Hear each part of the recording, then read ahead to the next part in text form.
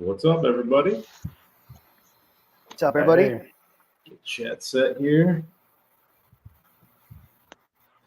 Welcome to another episode of Random Ass Live. In here already.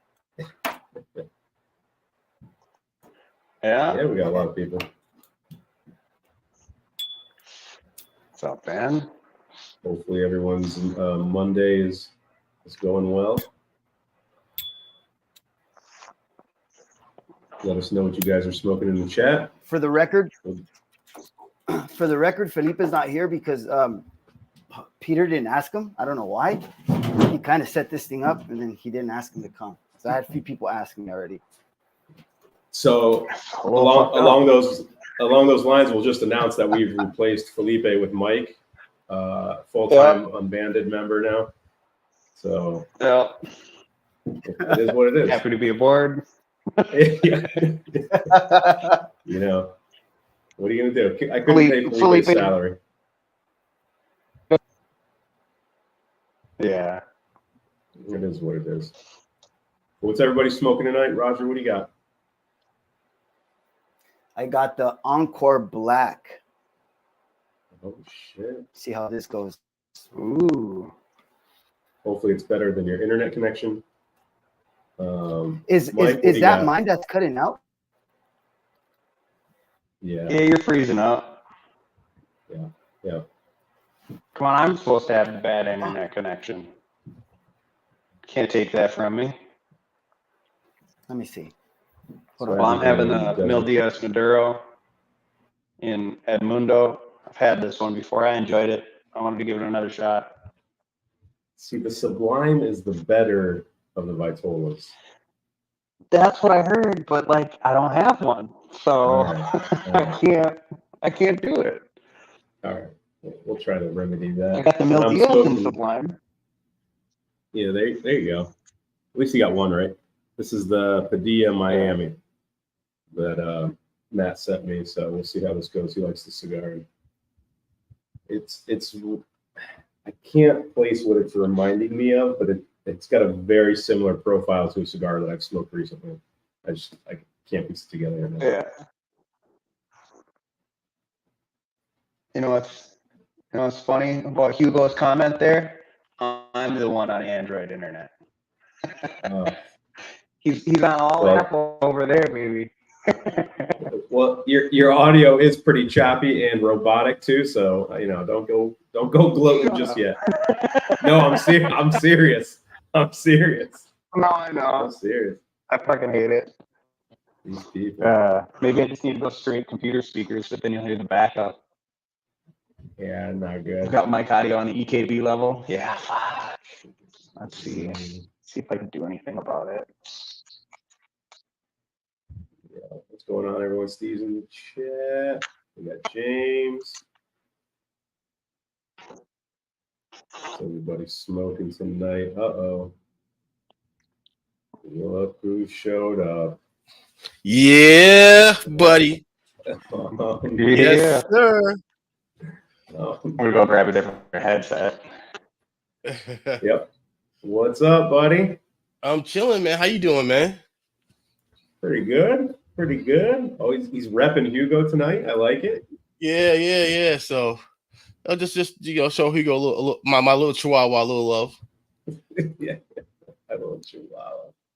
Yeah. So I got a couple cigars for tonight that I don't know what to smoke. So I got that New Drew Estate, the Shade Black. I got the Drew Estate, the one for Asia, for the Asian market. Okay. Oh, yo, see, I don't want to be disrespectful and call you Japan boy, yo. That's mad disrespectful. I can't. Nah, man, it's all love, man. Jokes is jokes, man. You know I don't take it personally. You know. What's up, fella? So I'm chilling. What's going on? And I got this one from Principal Cigar. Which principal? The Martinique or Marquise, whatever. Martinique. Yeah. That's a solid joint. All right, cool. I'll go with this one. Roger's trying to fix his internet, and I think Mike's trying to fix his audio. Can't hear you, Mike.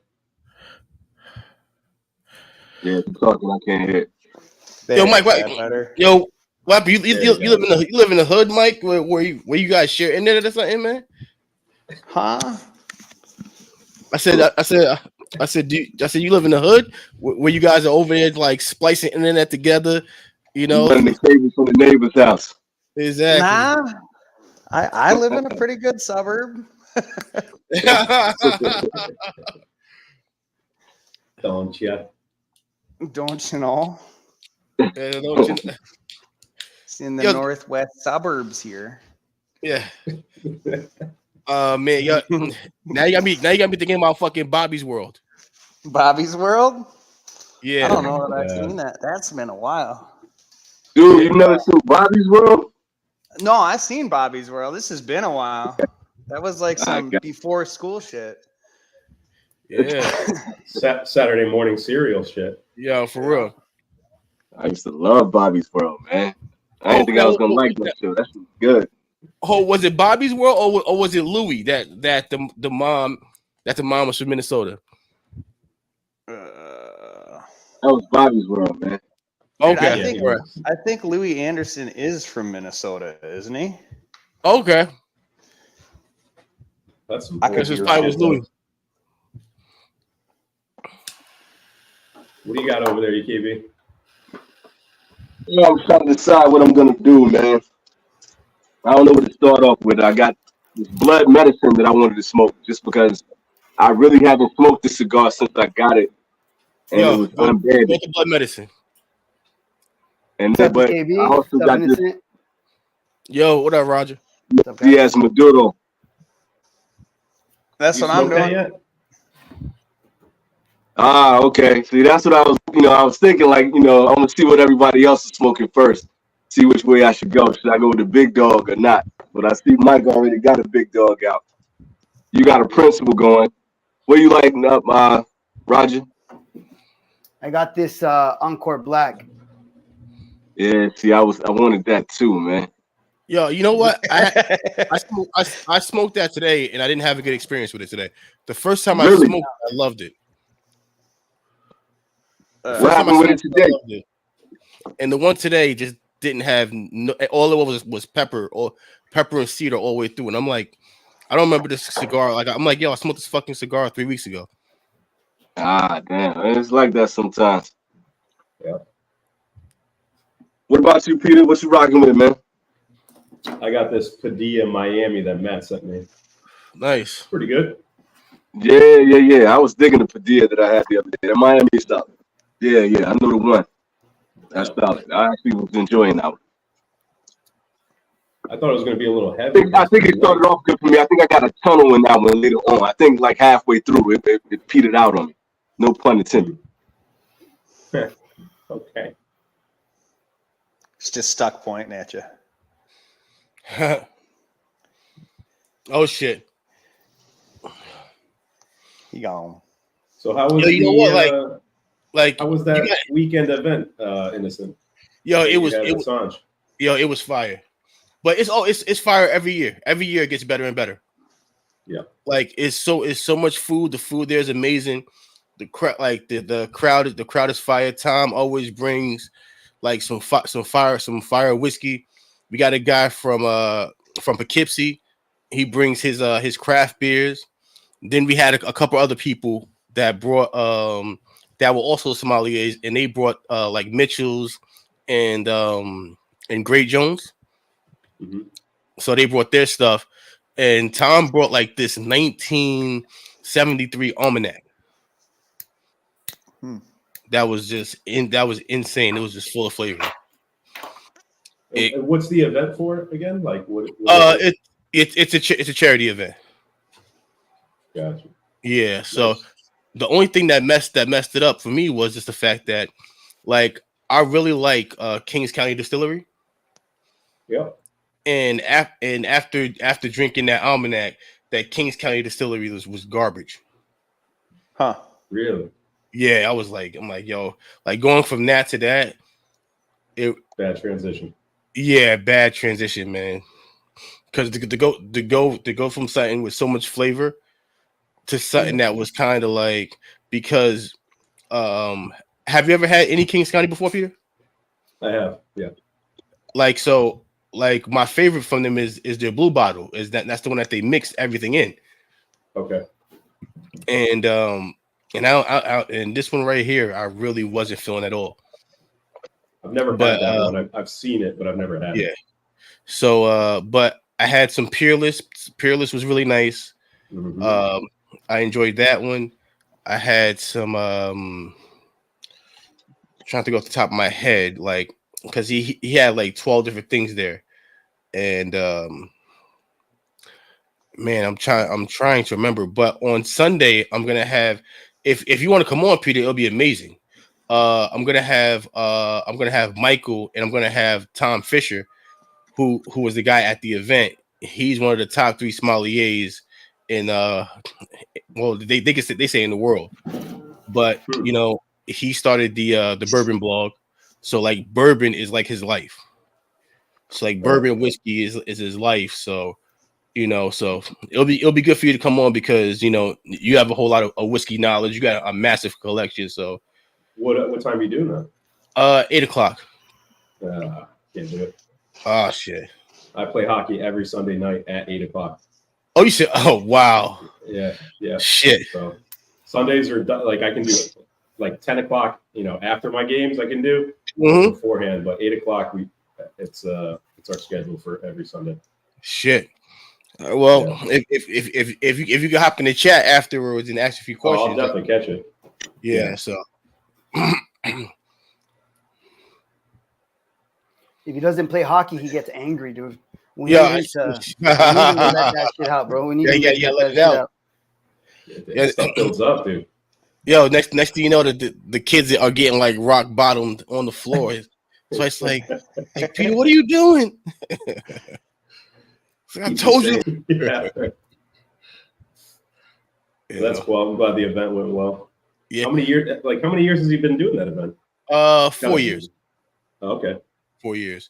And awesome. So like, and Ed is also he's an amazing cook. He wins a lot of barbecue events. So he has, what's up, Ben? So he has one over in he has a location in Poughkeepsie, and he has one in Newburgh. You know, and I think he's trying to get one more spot open. So, you know, hopefully, hopefully it's something. Well, I was gonna say hopefully it's like somewhere in like Stanford or somewhere like that. But still, to you, that's still an hour away from you. So, yeah. But all in all, man, it was amazing. Like the year before, we had they had a guy by the name of the Barbecue Ninja. He was there cooking with a damn blowtorch. Then we had a guy Kerry from Peg Leg barbecues down in Tennessee. And Kerry is disgusting.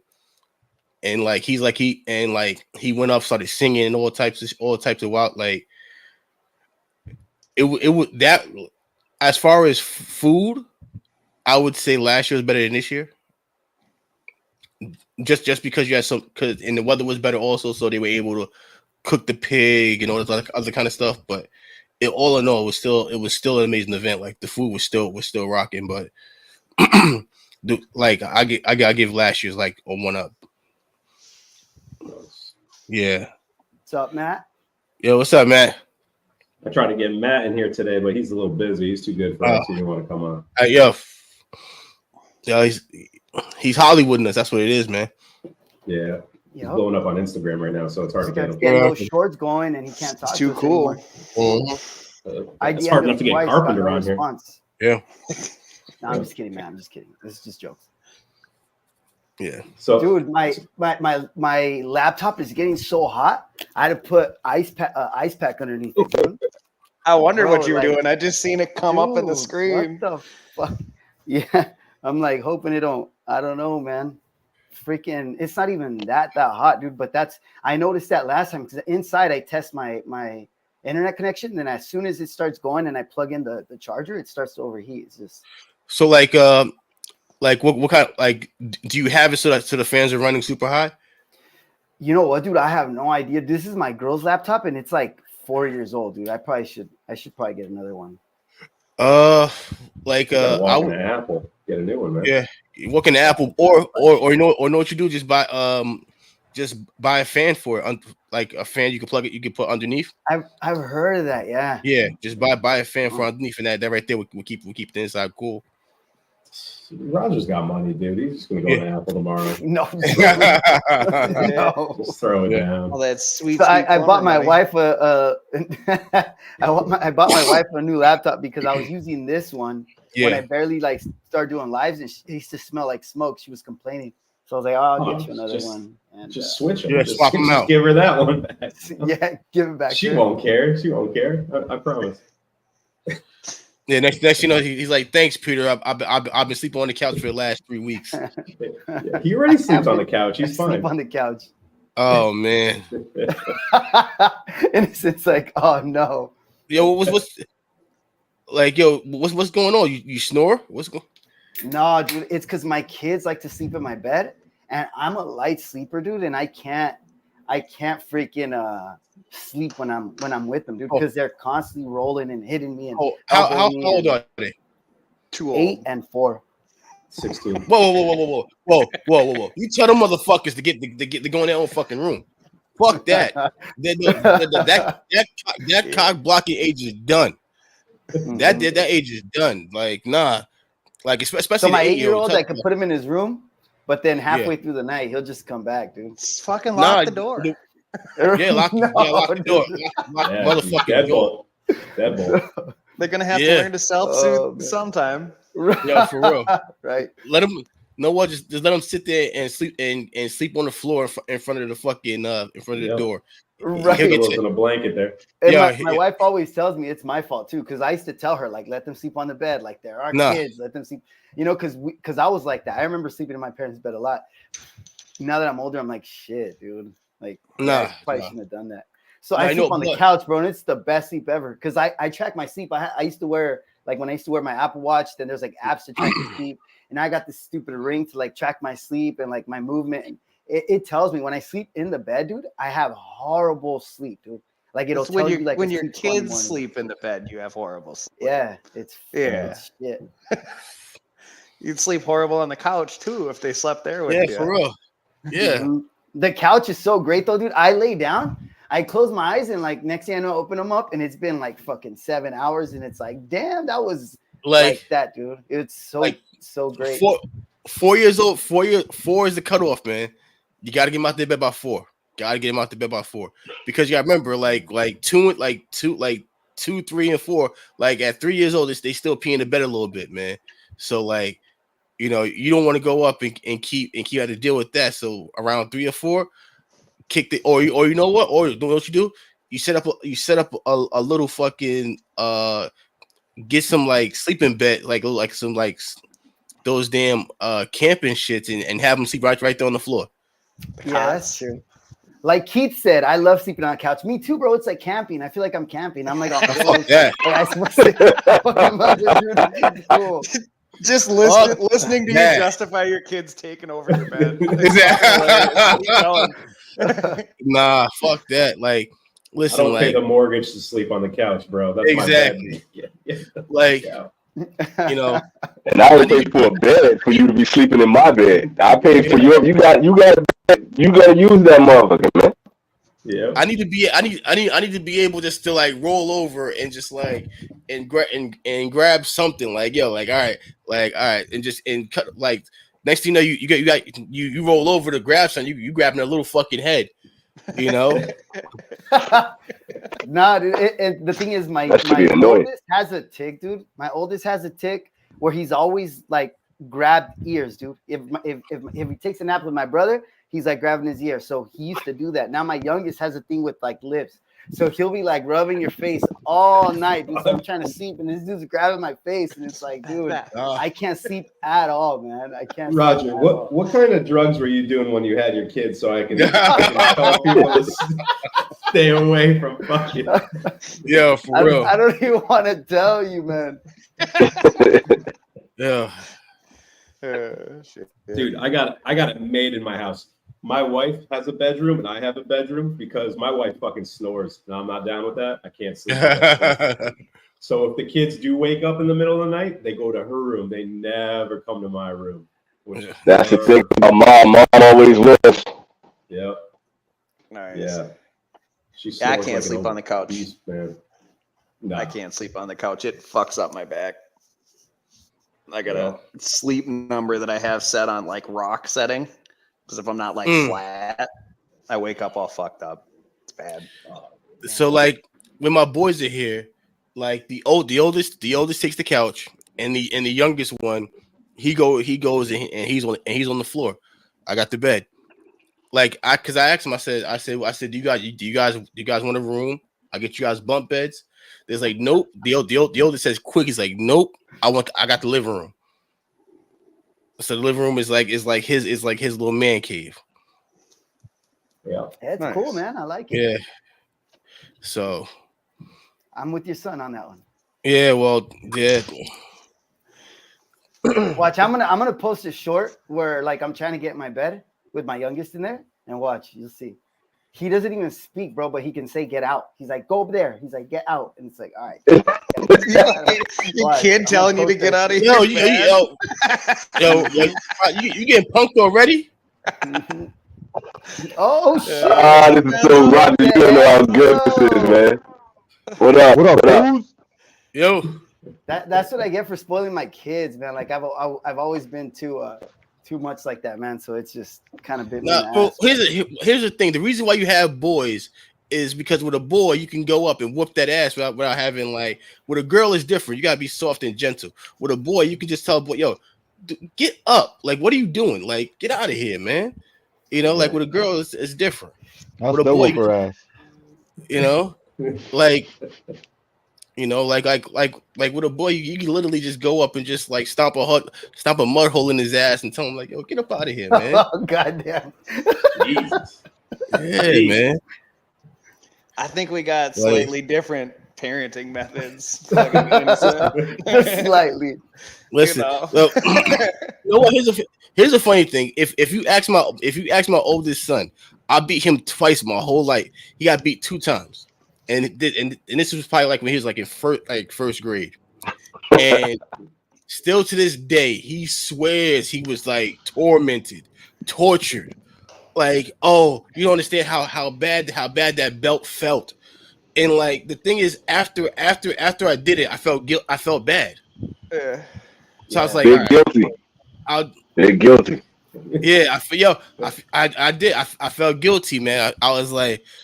So from then on, it would be more just like a pat in the head or something like that, but never like when I was growing up and you know like you was getting beat. I was getting beat 3-4 times a week, sometimes twice in one day. Yeah, man, that's how it went back in the day, huh? Yo, for real. Dude, look, we got Enzo thinking about his ass beans. Look at him. This dude's just remembering. Yeah, I mean, I've had my fair share. We all got an ass whoop, right? And I was a bad kid, bro. I will steal, I'll lie, I'll do all this shit. So I will get my ass beat, and then they'll tell my dad what I did, and he'll come beat my ass too. Let me get in there, you know? Too. The worst. My mom always beat me first, and then my dad would come home and finish the job. Oh, fuck, man. Yeah. Nah, the worst thing you can hear is, wait till I tell your father. You like, oh yeah, no, you do it yourself. You do it. Like let's just make a deal. You do it, and I won't do it again. What was it? Bad when you start bargaining. Yeah, I'm negotiating real quick. You guys got the belt? I didn't have that. My mom was 5'4", but my mom was a neighborhood bully. She grew up in the hood. She was a neighborhood bully, smallest chick out there, and like all the dudes were scared of her. Like I would meet people like that she grew up with, and they was like, yeah, your mom was off the hook. So my mom would really like ball us up, like, you know, grab my shirt and put us up against the wall. 5'4". I'm 40 years old, and I'm still terrified of my mom to this day. And I'm not exaggerating. I don't curse in front of my mom. I'm a grown ass man. Yep. She was that raw. Mm-hmm. Yeah, my mom is 5 foot, like 100 pounds, and she had 3 boys, and would be sitting there breaking up fights and all that. You know, with no it, and she'll go up and get an extension cord. She would get a hanger, the closest thing to her, a broomstick. It didn't matter.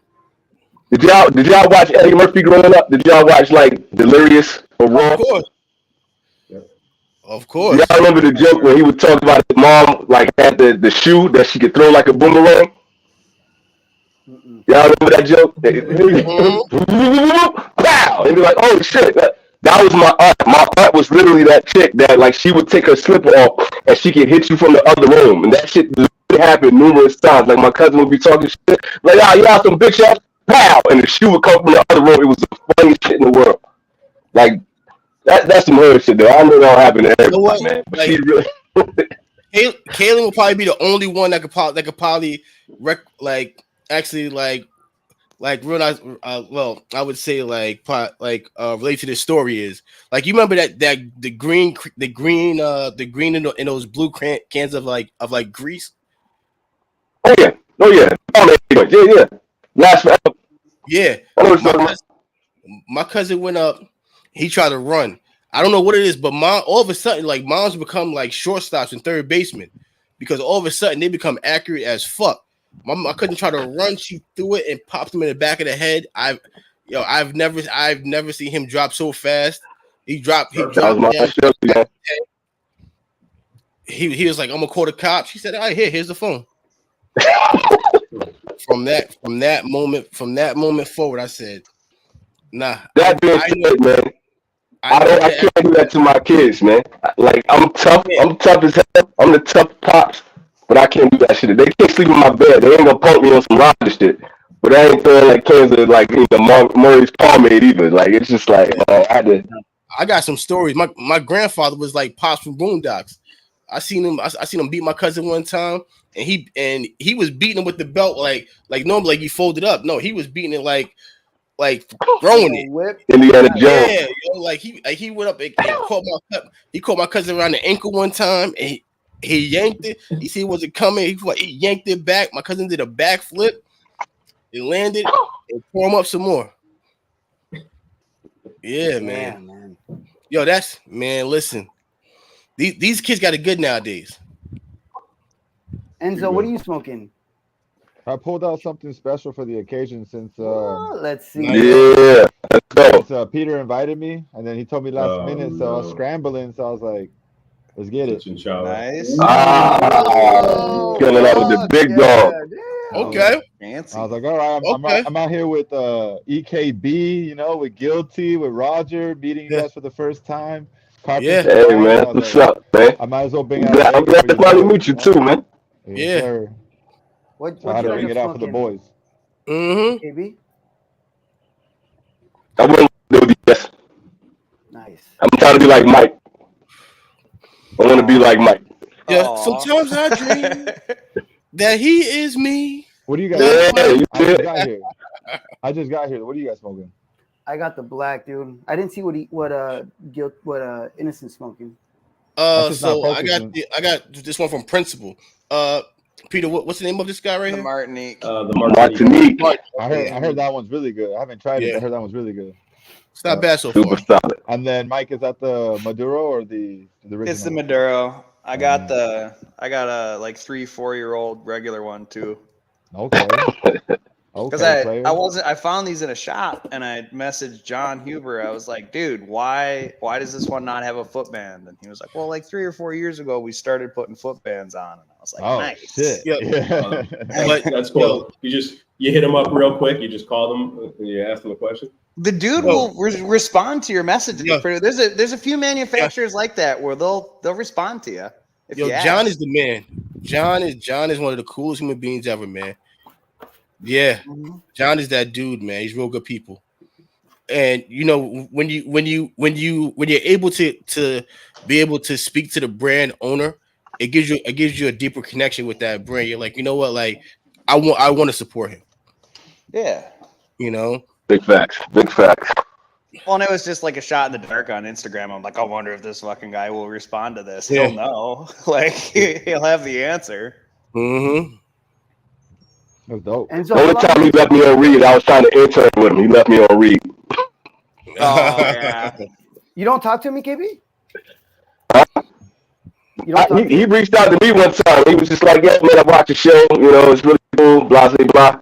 And I was like, "All right, that's what's up, man." And he never responded to that. And then one time I reached out to him, like, "Dude, I it's not for money. It's not about anything like that. I just want to like intern with you just to see like how things work, yada yada yada." And just like sing, and he ain't never responds. So I was like, "All right." He has a good interview on the Big Guilty podcast. That was a good one. Yeah, like him, like that was actually so. Him and Rob been cool for years. Yeah, they just started like chopping it up. Right when Rob came on, they just started chopping up the whole time. Yeah. It was cool. Like, but like, so like, I spoke to Rob and I'm like, yo, Rob, come on the podcast. He's like, I'm busy. You know, I got these orders. I'm like, yo, John's coming on. He goes, fuck that. He's like, yo, what time? I'll be there. You know, I was like, "Hey, I'm too busy for you, but not for him." Yeah, like, nah, well, you know what? Like for me, like honestly, like for me, like my whole objective of getting that interview with John was to actually get them to actually like talk, because they talk through email all the time, but they've never, right. That was a good look. So like I was like, yo, if I get John on, like I want you on. He was like, yo, if you get him, like I'm there.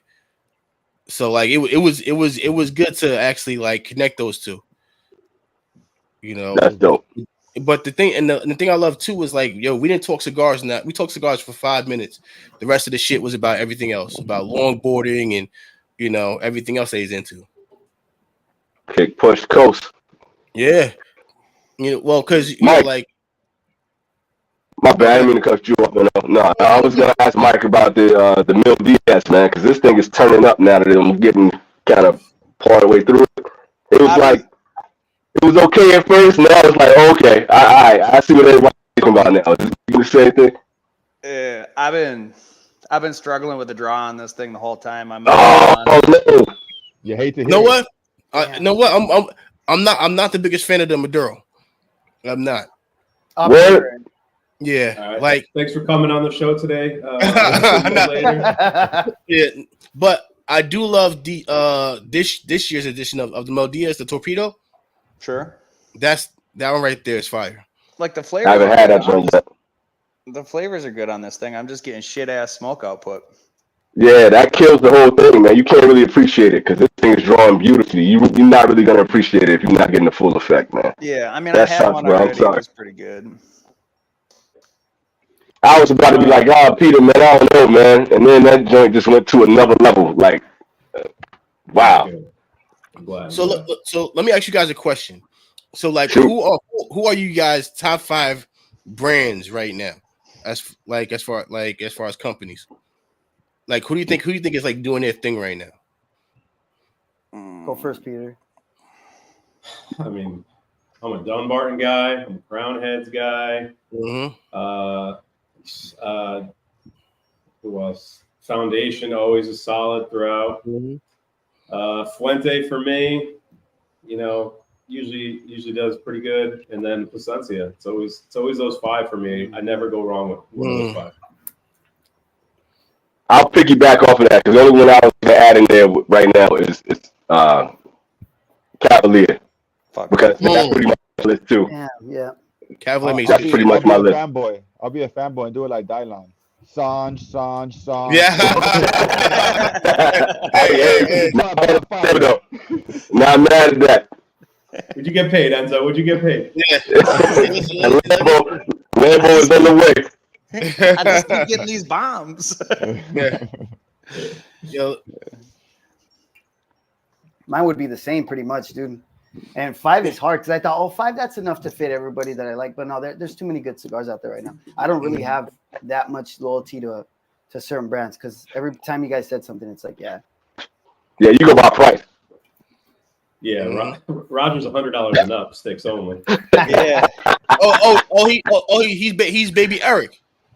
Baby Eric. I only smoke expensive cigars that Peter and Eric send me.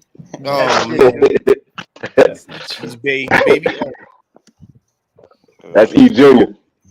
Why were you asking, Innocent? No, I just want to get a grasp of like, because you know, like you said, like Crown has been putting out a lot of good stuff the last 2 years. You know, Dunbarton. I really, and Peter might not like him, but I like the stuff from Corwell. Like the Triple G is really good. Boo. Now, here's the thing: is that they came out with a lot of fucking shit. Yeah, I agree. Shit. A lot of shit. Yeah, it's shit. A lot of shit. You know, like that's they come out with a lot of stuff, and I agree. We co-signed it. A lot of factory seconds, if you ask me. Mm-hmm. Yeah. But like. So what's your go-to with Caldwell? What's your like? Okay, this is my pinnacle Caldwell. This is my favorite because you and Mike can get along with that joint, man. So what's your? Nah, so I really like the blind man's bluff Chico, but the white band. The brown band to me is garbage. But the Triple G is really good. I had one with an old man on it. The last song? The Golden Star, whatever. You think Eastern Standard? Eastern Standard, Golden something bullshit. But the $18 one. You know, $18 for a Caldwell. Yeah, so it's crazy, right? Yeah, it's crazy. I like that. I like that Gold Girls Guns. That's a really good morning cigar. Yeah. The Eastern Standard, I think, is pretty good. What really sucks is they had this fucking limited release. It was like a West Coast thing only. It was called the Pacific Standard. And that thing just tastes like dirty air. Don't get that one. It's bad. Like, I gave one to my buddy at work, and I'm like, here, man, smoke this when you don't give a shit, or give it to somebody. Like, it's not good. But I had a 5-pack. What's that dude? What's the dude with the moon? The dude with the what? Yeah. Oh yeah. I think the problem there is it's like you come out with so much shit. It's like fucking what's that fucking brand? Like I'm gonna butcher the name, but you know what I mean. Fucking Tatuate. Tatuate? Yeah. Yeah, Tatuate. Yeah. Fucking Tartar tattoo. sauce. Yeah. Fucking, yeah. Fucking. You said Tatuate. Yeah. That's not how to say it, matter because like to, at least in my listen. I thought I was better pronouncing shit. Enzo got me by a long shot. I be fucking names up. And shit. Listen, they shit like. You don't know, but listen. You said peanut, bro. You said peanut. Yo, listen, man. Well, you know what? Like fucking a peanut, we better than the shit they put out, man. You're not wrong. Fuck. Keith, here's the thing, Keith. I'm gonna just answer Keith. He's been up here for a bit. It's pretty good, man. It's really Miami's really lightly packed. This thing's burning super quick, but it's a nice sweet cigar. Like there's not a lot of pepper to this. It's got a nice like a roasty sweetness, like a roasted almond sweetness to it. But I wish it was heavy, packed a little heavier because it's just burning super quick.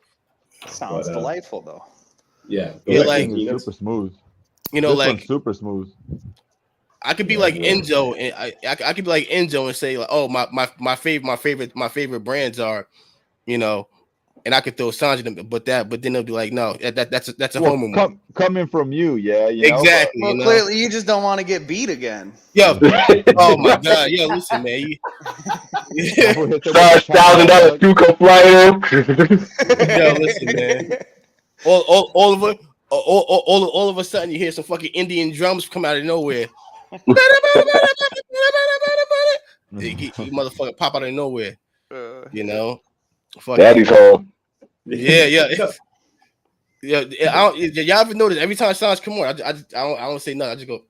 Yeah, you just sit in the back and you slowly sink into that chair in the back, bro. You're like, dude, he turned to Smokey so fast. It's funny. He turned to Smokey. He was like, yo, when he leave, I'll be talking again.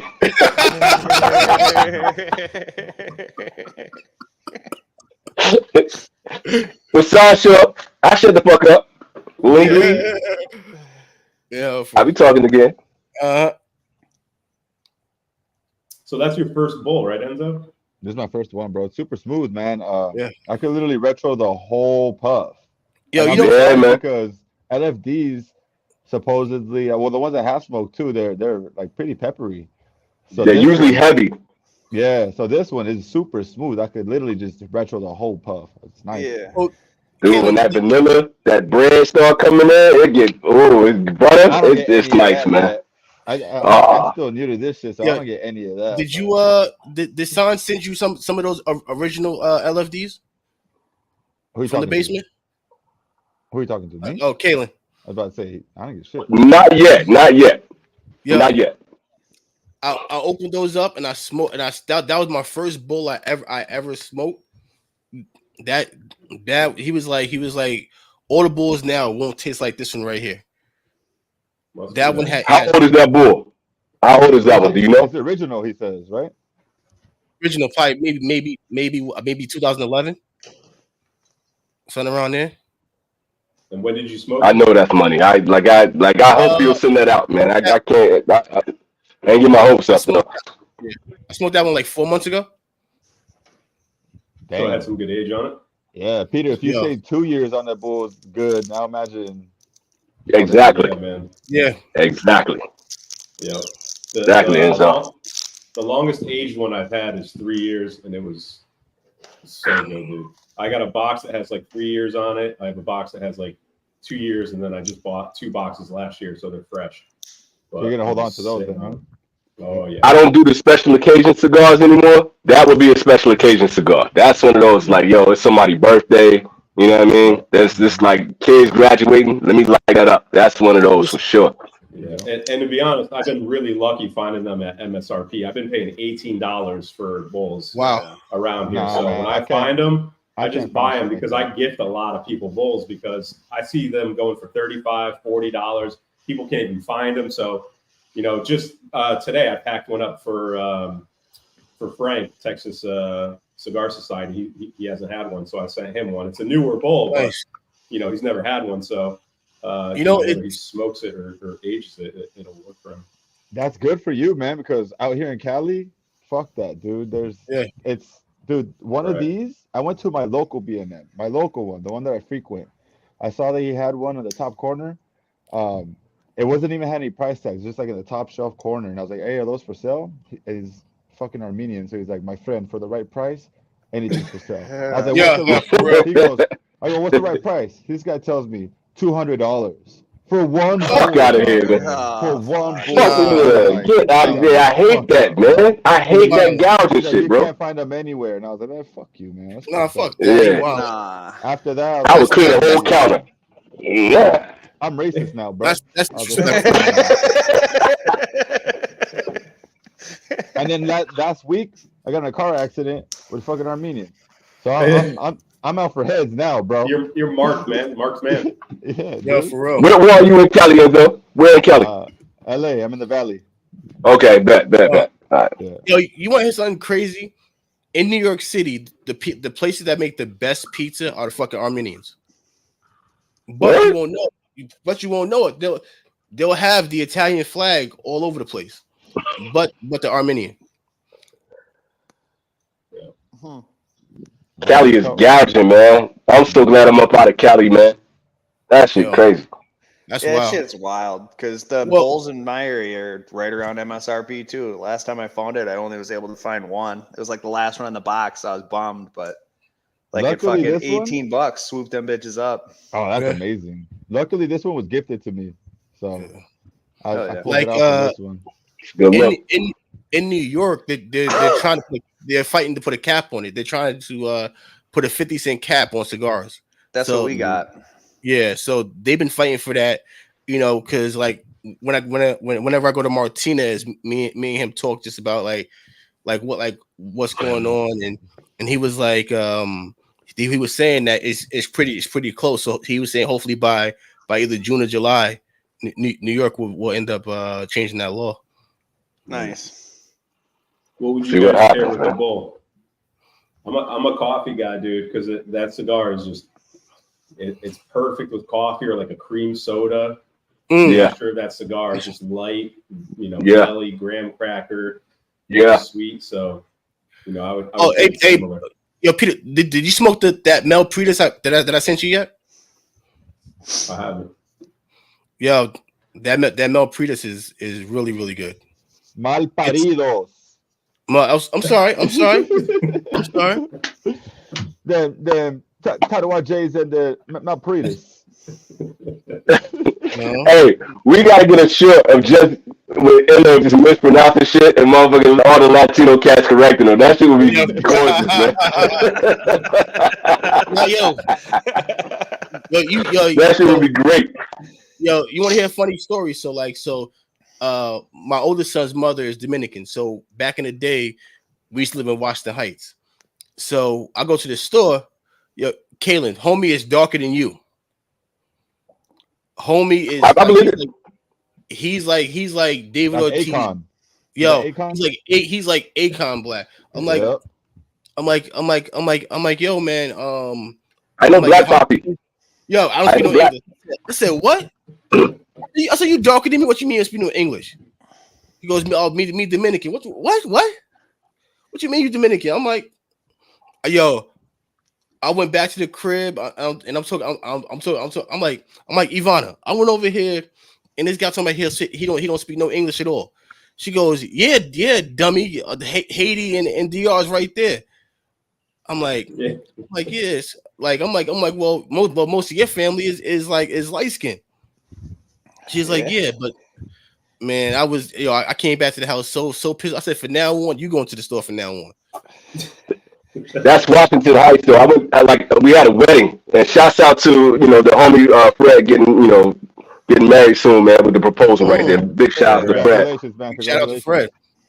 So I'm going to a wedding and we in Washington Heights. My wife was getting her hair done. Like, this is back when she used to get the Dominicans used to do the silk press, the hair be extra straight in New York. Yep. So I need a cut. I need a cut bad. I can't get a cut nowhere. So I'm like running all through Washington Heights trying to find a black barber. Can't find him. I see one brother in there. So I'm like, yo, I need a haircut like ASAP, man. What can you do for me? He whip out the joint. I sit in the chair and it's another dude sitting in the back, light-skinned black dude sitting in the back. He got a guitar. So I'm just like, yo, I need a number 2 on the top. Just give me a fade and, just clean up the beard and whatever. Yes. All right, and do XYZ. Yes. Dude spoke no English at all. I had no idea he was Dominican. I had the tightest mustache. My sideburns look like razors, bro.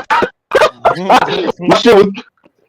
You took all this shit off, man. The whole joint, I look like a Dominican when I came out of that joint. I was calling everybody Poppy when I came out of that joint. I ain't no black, bro. I ain't no black. Do you be tipping for that or not? Nah, because I didn't know I was going to. You still tipped, Keelan. I didn't because I didn't even know. I paid for it, but I didn't know because in the South we don't tip like that. You know what I mean? Like we don't really do that. Yeah. So I didn't know the New York customs, and I didn't know what I was doing. Man, I came on, my shit was razors. He used every single thing he had in there, man, from the razors to the clippers. It was crazy, bro. Yep. Yo, your lineup was pushed back just a little bit. They go with that razor and push you back. Man, he used everything he had in his arsenal. And the only thing he kept saying was, yep. Uh-huh. Anyway, I miss New York for that reason. $100 and say box of Bulls for $185. Damn. Yo, I need y'all plugs. Man, I need your plug. Peter, I need your plug, man, because y'all got the ill connections. I keep it quiet over here. Yeah, I know. Hey, listen, ain't nobody driving up to New Haven, man. That's a steep drive right there. I might, man. Shit, a pizza capital of the world. You'll catch me there soon, man. That's right. You know what I mean? Pizza. Fuck yeah. Yeah, I mean. That's right. Don't forget it. And there are millions making pizzas out there. Man, the real Italians here. Like, y'all got everything up there because Yale is up there, fucking what's the cooking school? Johnson and Wales. Yep. Johnson and Wales. Still got Johnson and Wales out there? Yeah. Yeah, culinary. Yeah. That's They where closed down in Virginia, man. Yeah. That's where the main campus is at. Like the head campus is up there in New Haven. Yep. When I went to culinary school, my first year was through the Culinary Institute of Virginia. It used to be Johnson and Wales, and it was actually like the DeVry. My degree is actually from the DeVry, which is kind of garbage. But Johnson and Wales closed down. I thought all of them had closed down. Yeah, degree's a degree. It's a piece of paper, man. Yeah, I take it. Right. Yep. Oh, James said that tomato pie looks like trash. What is that? Yeah. I don't know, but Peter, what is that? Is that from your hood or what? Yeah, don't even start with the tomato pie. Looks like trash. What is That's that the best pizza. So like authentic, like New Haven style pizza is like super thin, charred crust. It's usually coal-fired pizza, but sometimes it's wood-fired. And then they just do sauce with like a little bit of sprinkle of Parmesan on it. But it's so light you don't even really see the cheese. It's mostly sauce. You can modify it. You know, it's fucking amazing. It's so there's amazing. I went to fucking Italian con this weekend. Sanj had a booth at Italian con. Yo, when I tell you the sweatsuits was out, the hair back, the suits, like homegirl from the whole cast when like the Sopranos was there. If you watch boxes, Bobby Chaz was there. It was like I was talking to one guy, Matty Rock. I was like, Jersey and Chicago will be the perfect two spots to hold fucking Italian con. They were all fucking there. Which girl from The Sopranos? Huh? Which one from The Sopranos was there? Pretty much the whole cast was there from Sopranos. Oh, because that what's her name? The therapist. Oh, that Meadow. She's actually Cuban. Really? What? Yeah. I don't care. When I met, I like it. Yeah. She bad like that. Yeah. But she does a podcast with that Rob. Oh man, yeah. Yeah. Like the therapist was there. They had Federico was there. He came up to me and said, "What's up?" Yo, fucking Daniel Jones' agent was there. I chopped it up with him for like 10 minutes. With the fucking Fandora. He got a deal. Yeah. Well, so he said his contract is for one more year with the Giants, but we were saying that he has enough game film out there that he'll at least get a job. That he I bet he will. He'll be able to get a job for like the next 5 years, hopefully. Yeah, as a backup. Yeah, listen, Peter, what's the best fucking job in football? A backup fucking quarterback. You sit there and you collect your paychecks, and you hold that clipboard with pride. And on top of that, he's the third string quarterback. On top of that, too, so he don't got to worry about going in at all. Yep. I was going to ask you though, who is Matty Rock? What does he do? Matty Rock is the dude with the wild hair. He's always with Drew Estate. Yeah. Okay, because you guys were on a live stream once, and I was like, "Who's this Make-A-Wish Matt that's in your Matt that's in your studio?" Yeah, Matt. Yeah. That was great. Who is that? That's a white guy, right? Great. That's a big old chunky white guy, like Matty Rock. Yeah, Matty Rock is that. It's like you take prop. If you take Cigar prop and Matt Booth and put them together, you get Matty Rock. You get Matty Rock. I think I met that. Matty Rock is the fucking man. He's good people. He sound like good people for real. I haven't met him yet, but just chopping up with y'all, and he seemed like a cool cat for real. Yeah, he's like he knows. That's a wild boy though. He used to be. He don't drink anymore. Like he's tamed. He's calmed down a lot. But he knows everybody. Fucking from sports to movies, you name it. Matty knows everybody. He's legit. Speaking of sports, did you guys see the fights this weekend? Oh, what a fucking knockout! What a fucking knockout! I mean, Keelan, did you catch that? I had to catch the reruns, and I was so busy that day. I didn't expect to be that busy, but to finish, man. Every fucking fight was amazing, dude. But I said that motherfucking Max Holloway fight was going to be that Gaethje joint was gonna be the fight of the night, and damn if it wasn't. That shit. I didn't think it was gonna be like that. Dude, I thought Holloway was gonna. Nah, I told you they was gonna go to war. Yo, I thought Gaethje was gonna win. Me too. Baby. Come here and get these hands. Come here and get these hands. But the fight after that, the chick got choked out in the first round. The only thing that woke her up. Dude, I've never seen that, bro. That was so crazy. When the other chick, when she pushed her, it woke her up. That shit was insane. You go out and then you wake up in the middle of the round to go out and fight again. That's insane. And she dropped Whaley a few times too. That was crazy. Oh, no, I love Willie James too. Whaley can get down too, so that's a good fight, bro. Always getting dropped because like if you throw it straight, she'll walk right into it. Mm-hmm. She's just built.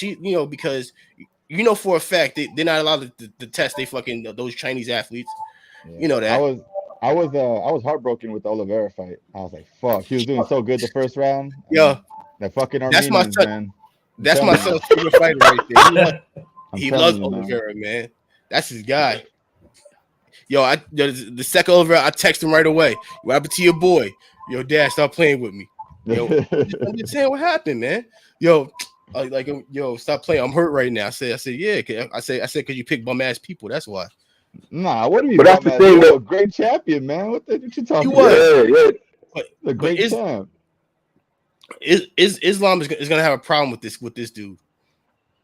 Those dudes from Georgia are built like they're like they're like on a crazy scale. They're like a little bit under the Dagestanis. Well, the Georgians. Who are you talking about? Who are you talking about? The guy that he fought is from Georgia. He's Armenian. No, he's from Georgia. Yeah. No, the guy Oliveira fought. Yeah, he's from Georgia. Not Georgia the state, Georgia the country. I know. No, he's Armenian. He had the Armenian flag. No, because when he came out, they said that he was fighting out of Georgia. Maybe his gym's affiliated there. Maybe. That shit. Either way, fuck him. Yo, by affiliation, fuck him. Yo, Georgia they have this Olympic wrestler. When I tell you he has traps, he has like picture Goldberg's traps, but like 10 times bigger. Like he has no neck. He Tom Hardy traps and Warrior. Yo, he wrestles at like 185. Yeah. And when I tell you he's on every he has to be on every supplement ever. Supplement, huh? Supplement. I was drained, man. I was drained after the fights, dude. Yo, for the last fight, I had like a little bit of energy from just yelling and standing up and going crazy. By the last fight, I was like, dude, I'm so drained, man. Yeah, I got so many endorphins got drained already, man. But you know what? But Jamel, first of all, like to me, Jamel Hill he's not good to me. He's a street fighter. He's like his technique is terrible. Yeah, he kept on like keeping his hand out to try to catch his arm. He's like, you're gonna eat a left hook, and sure enough. Boom! I was like, "Oh, it's so beautiful." But you know what? The kid I like was the kid that the number 2 guy was fighting. And what division? Which one? At 205. It was in. Alexander Rakic. He was doing great too. Yo, he's gonna be. He looked clean. Yo, he's gonna be disgusting. Yeah. But like, all he was waiting for was one shot. He was like, "Yo, I'm gonna touch you, and when I touch you, you going to sleep." And sure enough, homeboy got tired in the middle of the second, and just caught him and just put him to sleep. Yeah. I think it's gonna be up there. Look at Mike. He's about to fall asleep with all this fucking talk. You don't fuck with a DJ. Mike? What's that? You don't fuck with the UFC? What's that? I don't fuck with any sports. What? Oh my god, it's primal, man. UFC to me is like it's the best fucking sport, man. I don't fuck with sports like either. 2 things we could talk about that I got nothing to comment on, and it's sports and drinking. Like I'm with you on the drinking part. I mean, I can tell you. Yeah, stay with the drinking. I don't know shit. I don't drink anymore, so I'm just like. Same. I was really good at it for a while. Oh man, I was an expert. I flatlined at 17 and I got a DUI at 18. Yeah. I was a pro, dude. I was a pro. I had so like when I was what was it like 21 or 22, I triple rolled a car. I used to have this 07 Civic SI, right? Let's go. And yeah. I had straight exhaust on it, except I had the Apexi Noir catback on it, which is like tasteful until you shit canned it, right? Damn, bro, you're a Mexican, dude. So anyway, I was going on this off ramp, and I hit top speed on the freeway, which was like 137 on that thing, and then like I went on the off ramp, and I was going about 70, and like I shouldn't have been because I hit some sand in the dip, and I overcorrected because I was a little buzzed, and my right wheel fell off of the fucking road, and then the subframe like hit the edge of the road, and then I triple rolled, and as I was rolling the car, the sunroof broke on the first roll, and then I grabbed the thing to brace myself apparently as I was rolling, and so like now my fingers, you see how they're all lumpy and fucked up? They're made out of my forearm skin right there. Shit. See that big scar? They're made out of foreskin. I used to have a lot of foreskin, so they made fingers out of it. No, out of my arm. If you need more, bro, let me know. I got you. Yeah. So, and then like the doctors were like, yeah, you can't smoke cigarettes because that'll constrict your blood vessels, and you can't drink because that'll like make you bleed out. So like I did the alcoholic math, and I was like, so if I have a cigarette per beer, it should balance out. And then I quit drinking 10 years later because my pancreas was shutting down. Yeah, it took me 10 years after. So from 17 to 27, I was just on a roll. And after that, I was like, all right, I'm done, man. I'm done. You see, like I started late. I didn't start drinking until I was maybe 28, 30, maybe 30. Damn, dude.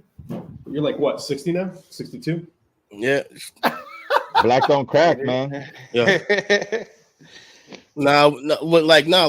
Honestly, like I still don't drink beer.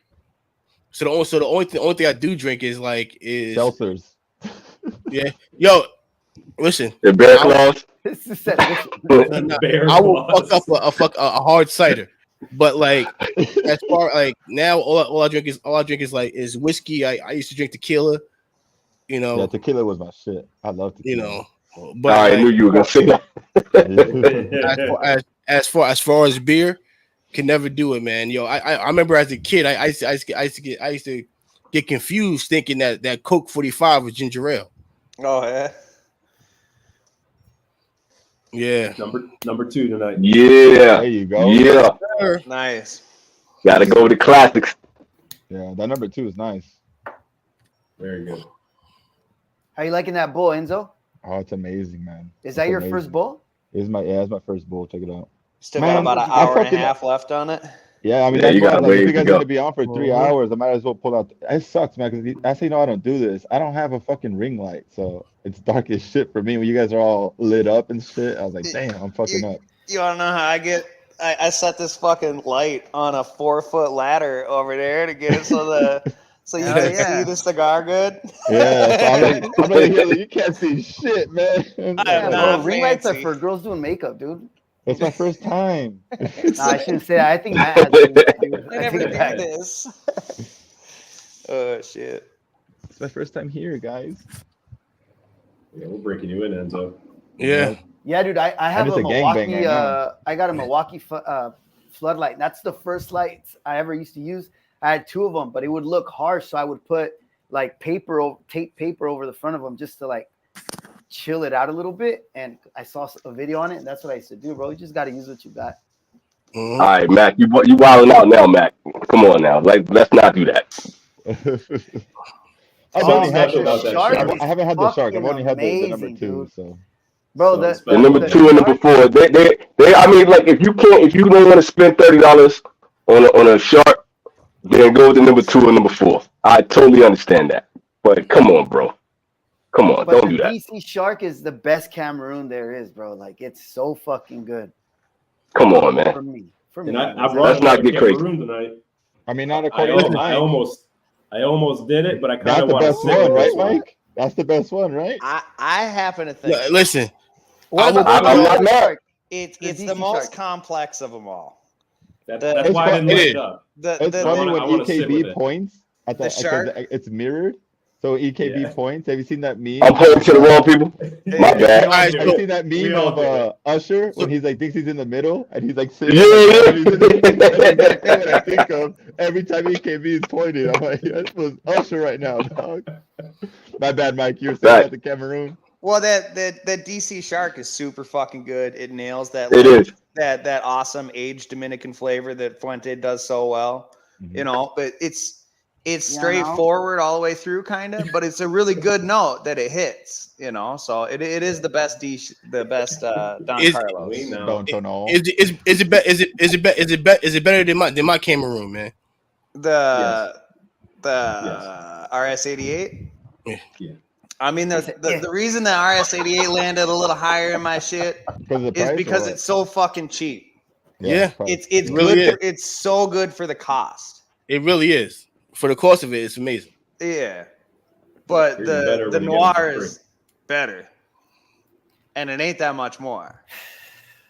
No, I like that Noir. And I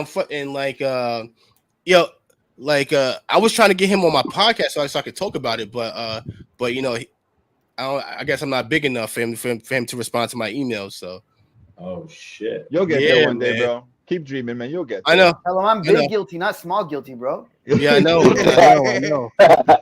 I know. Hey, you're not too small for us. Thank you, Peter. Thank you. I mean, anyone could get on if I could get on. Yeah. I was running out of friends. I was like, I got to fill the spots. Bro, we were debating Enzo. So you were like we fucking even threw Hugo's name in there before Enzo, but we said fuck. I know. Last resort. Thanks, guys. Hey, thanks, fucking Roger. I appreciate that. Fucking dick.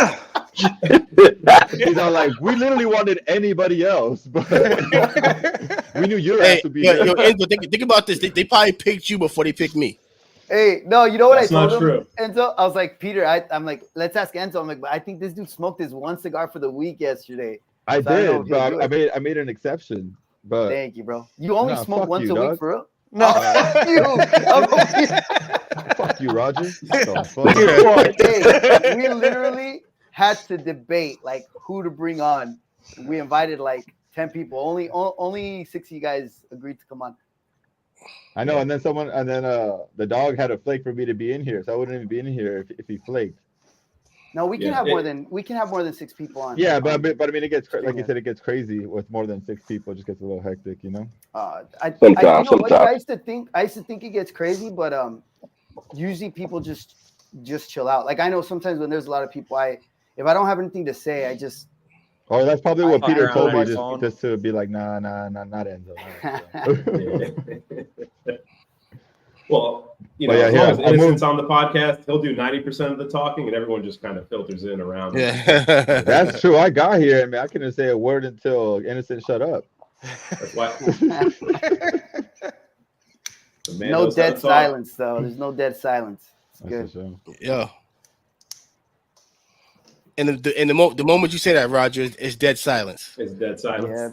Yeah. Enzo, how long you been smoking for? A year, bro. A year? Yeah, I've been in this. What's the best cigar you've had? The Don Carlos Edición de Aniversario, motherfucker. No way. Oh, jeez. I wanted to hear about that shit. What's up? We're here now, motherfucker. We're here now. The worst Don Carlos there is your favorite Don Carlos. Yeah, man. It's for me, because that cigar was one of the first ones. So I would smoke like not that great cigars. I wouldn't say not that great, but in the beginning, fresh in the beginning, I will go to the shop and I'll try a bunch of different things. And that cigar is one that I picked up. It was very different from the rest in a good way, where I was like, I raised my eyebrows, like, oh shit, that's different in a pleasant way. And I also smoked it to celebrate the birth of my daughter. So I have like a soft spot for that cigar, you know? And I was just like, this is my favorite cigar. And I only smoke it on special occasions. Like my cousin just had his kid, took him to that shop and we smoked that cigar, you know? Sure. So yeah, I've only been smoking for a year.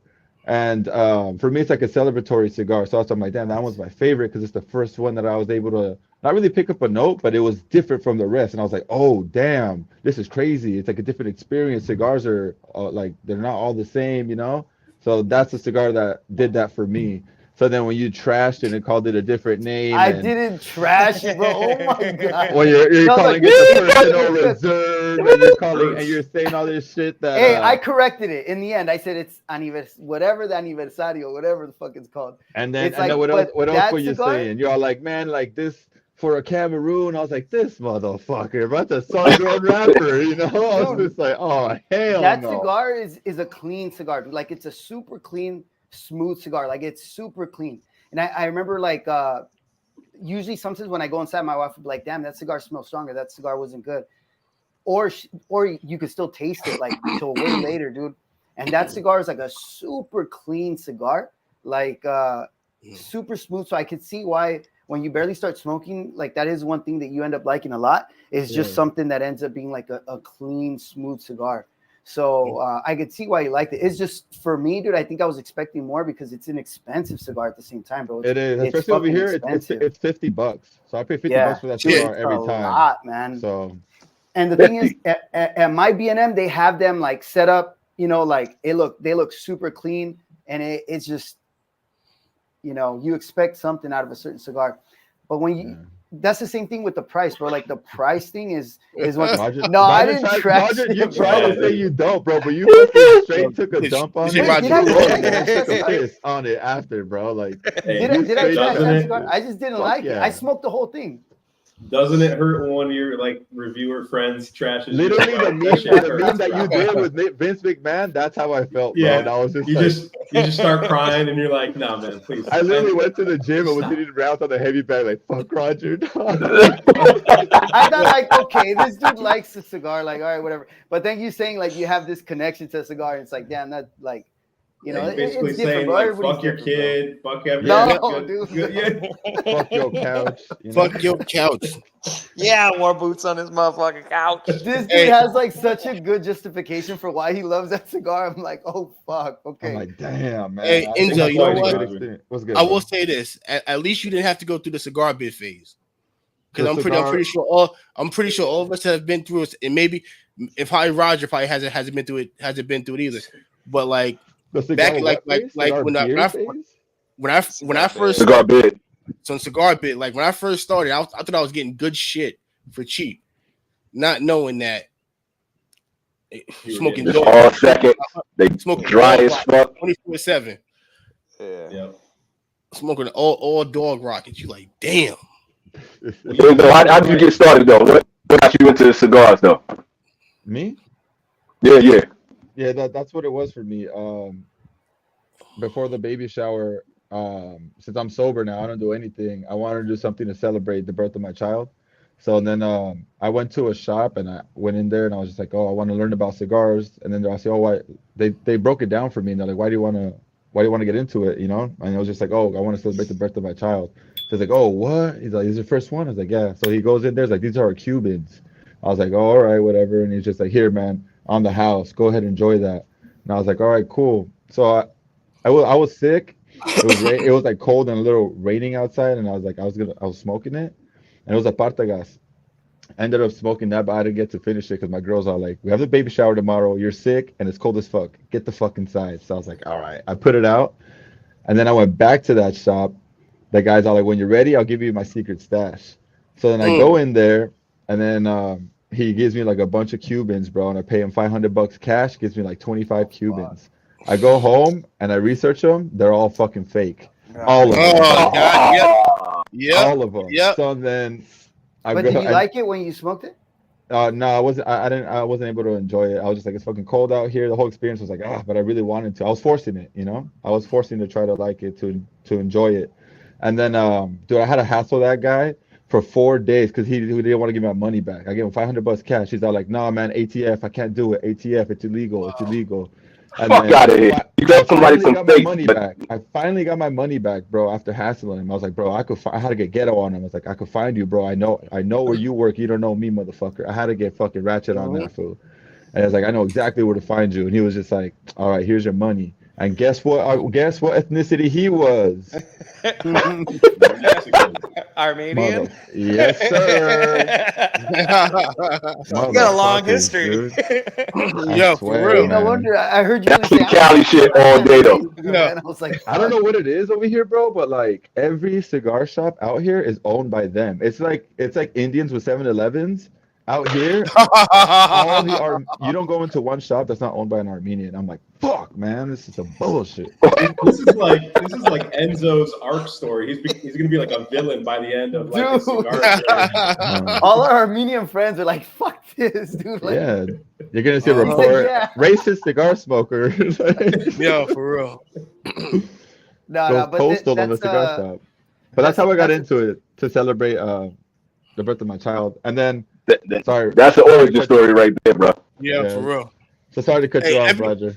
But I was gonna ask you. So that's why you got sober and you just like found another like hobby to get into to kind of supplement that, or what? No, not really, because I was sober for 3 years prior to that. So I just wanted something to celebrate it. And then since I would go bowling on Sundays, I was like, I started buying a little bit more cigars, tuning into the live streams, watching Cigar Hound Dog. That's where I started watching. And then eventually a lot of other people, Vintage Cigar, all the new wave guys, and eventually everyone else. But I would do Sundays bowling. So I told my girl, like, just for me to get in tune and like do reflecting and work on myself with all the things going on, I'm gonna smoke a cigar before bowling. And that was my ritual. Is I smoke a cigar and then I bowl. And when I smoke a cigar, I use it as a tool to like reflect on the weeks it's on a Sunday, what I did good, what I did bad, and start thinking about things like journaling kind of for myself, for like self-help and stuff like that. I'm into like what's the cowboy Dwayne, the Dry Click Wrangler School. I listen to a lot of his shit that actually helps me, like his wisdom helps me, and I think about all those things while I smoke a cigar, how to become a better man and stuff like that. So that's what I use the cigar as a tool to do that, you know. So that's when I started live streaming them. Once I started meeting all you guys, I do a live stream on Instagram on Sundays called The Ritual. Since I already was doing it, I was like, might as well just chop it up with the boys too. So like, next time you do that, homie, shoot me a link, man, so I can join. I want to kick back while you're doing that shit. That sounds dope. Yeah, I try to do it like a little bit like in the beginning, because the cigar guys come in and we just talking about cigars. But in the beginning, I always try to do some reflections, you know, because that's I don't want to stray away from that. That's my ritual, and that's what I want to stay true to, you know. So that's what cigars are for me. And Roger gonna shit on your cigar after all that shit. Come on, man. I was like, damn, Roger. And I thought you were my boy, dude. You got a good meaning to that. A good reason to like it. Cool, oh, yeah. Actually, I think I love that cigar now. Don't worry.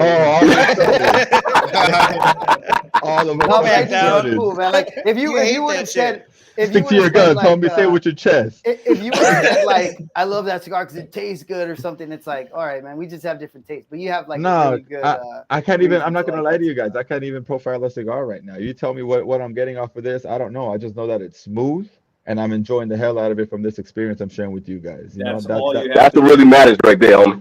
Yeah, that's why. So like when you guys talk shit about, what does Enzo know? He smokes one cigar a day. I'm like, man, I'm enjoying my fucking experience. Suck my dick, motherfuckers. How old are you, Enzo? I'm 30, bro. 30? Yeah. Nice. That's it, dude. You don't. The flavors and all that will come, man. It'll come in time. Like, and it's really about like, you gotta really kind of sit back and kind of think about the flavors and use your memory to stuff that you know, like if it's pecans, the smell of different wood, cedar, and all that kind of stuff. It takes some time to develop all that shit. That's not the most important thing, man. Yeah, the main what you talking about? Enjoying it, and like I said, I use it as a tool to reflect and think about my life, you know. So this definitely helps me do that because it sets the time for me to do that, you know. Big respect on that. Yeah. And like Dwayne says, dude, that guy doesn't pick up taste or anything, but you know, he just enjoys cigars the way he likes it, bro. And that's the most important thing, man. Yeah. I still can't. I was telling the guys when I barely started doing reviews, I used to like fucking try so hard to pick something up that like I would just be making shit up, bro. Like I'm just like, okay, I'm pretty sure this is like this taste, bro. Like now I don't do that shit because dude. No, I was fucking on normal staring stuff, right bro, at the cigar. He's like, what the fuck is this? My videos were so long because I'm trying to skirt around the giving out the tasting. I'm like, wait, I did get this tasting. But when I did start to get like tasting, I always get, and even to this day, dude, I always get like the same ones, dude. I can't get like when I get sweetness, I get either two types of sweetness that like click in my head. I get, sometimes I'll get random stuff, but dude, the like thing is, it only started happening recently. A lot of cigars are pretty fucking similar too, though. I'll be smoking a cigar and I'll be like, a lot of these notes are the same as the last one I smoked, Mm-hmm. I mean, there's only so many ways to fucking blend dead leaves. Exactly. Right? Like, these cigars are going to be very similar, and you only got like what 8 to 10 factories making everyone's fucking cigars, so they're all using the same tobacco. That's why I like that Don Carlos, because I got something different, because they were all tasting the same, and that one stood out to me. I was like, oh shit, damn, this is a game changer for me. Early in the game. It's like, sorry, but every blender has like a footnote. Yep. So like you'd be like, it's like anything that has AJ, you know what you fucking getting. Yeah. Pepper. And it's kind of similar. It's kind of similar to Chico. Like if you're smoking one of Chico's cigars, like, all right, I know what to expect with this. With he got busy on that red though. That red, it stands out, man. Another good Chico cigar besides the red is that Caldwell, the Blind Man's Bluff, the Chico one. That was a good one too. He got down on that one. Fire. I gotta try that shit because I had there's the Chico Blind Man's Bluff. They got the gold and the white, and then what's the Toro Deluxe, the one that's got the same band but it doesn't have any Chico bands on it. That one sucked. I smoked that. I was like, I don't. This is not good. Like, I think if you look it up on my review, it's like, pass on this one, boys. I smoked the Blind Man's Bluff Maduro, and didn't do it for me. Yeah. I don't recall having that one. I think EKB, I think you sent me 2 of them Blind Man Bluffs Maduros, right? Yeah, if it was Caldwell, if I had it, I sent it to you. So more than likely. Yeah. Some of them I really like. Enjoy, my brother. Enjoy. Thanks, man. One man's trash. Yeah. Yeah. I was happy, man. Roger, if you have any, I need to show the adversary or shoot it my way, bro. Yeah, right. It's his new favorite cigar, dude. It's his new favorite cigar. So, Mike, what's your broadleaf showdown is done, right? It's complete. It's still releasing, but it's done. Yeah. I got the final fucking filmed and stuff. I just haven't edited to that. Mike, next? Yeah, your Instagram views are fire. Oh, thanks, man. Absolute fire. I've bought in cigars off of your reviews, Mike. I saw you said you got 15 minutes of fame, but you thought it was a bit too musty for you. I'm not too musty, but you're definitely like, it is very fucking musty. I gave a lot of them away. I still have a few, but I bought a box, and I bought a box without even trying the cigar, just based off of your review. Nice. That box off of that website, it was just such a good deal. I was like, well, yeah. Because I found it on a small batch, but then I saw that they did a California tax, and I was like, fuck that. I'm not doing that, bro. Yeah. I'm not doing that. It's like I already get raped out here from the BNN, so I'm not doing that. So then I mentioned it. So then I mentioned it on the live stream, and boom, got a great deal. So I copped it. I still smoke them. I still smoke them from time to time. But I gave most of them away because I'm not gonna I don't smoke a lot. It's like 1 or 2 cigars a week. For so if I have a box of 20, more the merrier to share. Oh hell yeah. Yeah. Dude, you guys smoked that 15 minutes to fame? That everybody's been talking about that cigar, right? Like that's literally what we're talking about.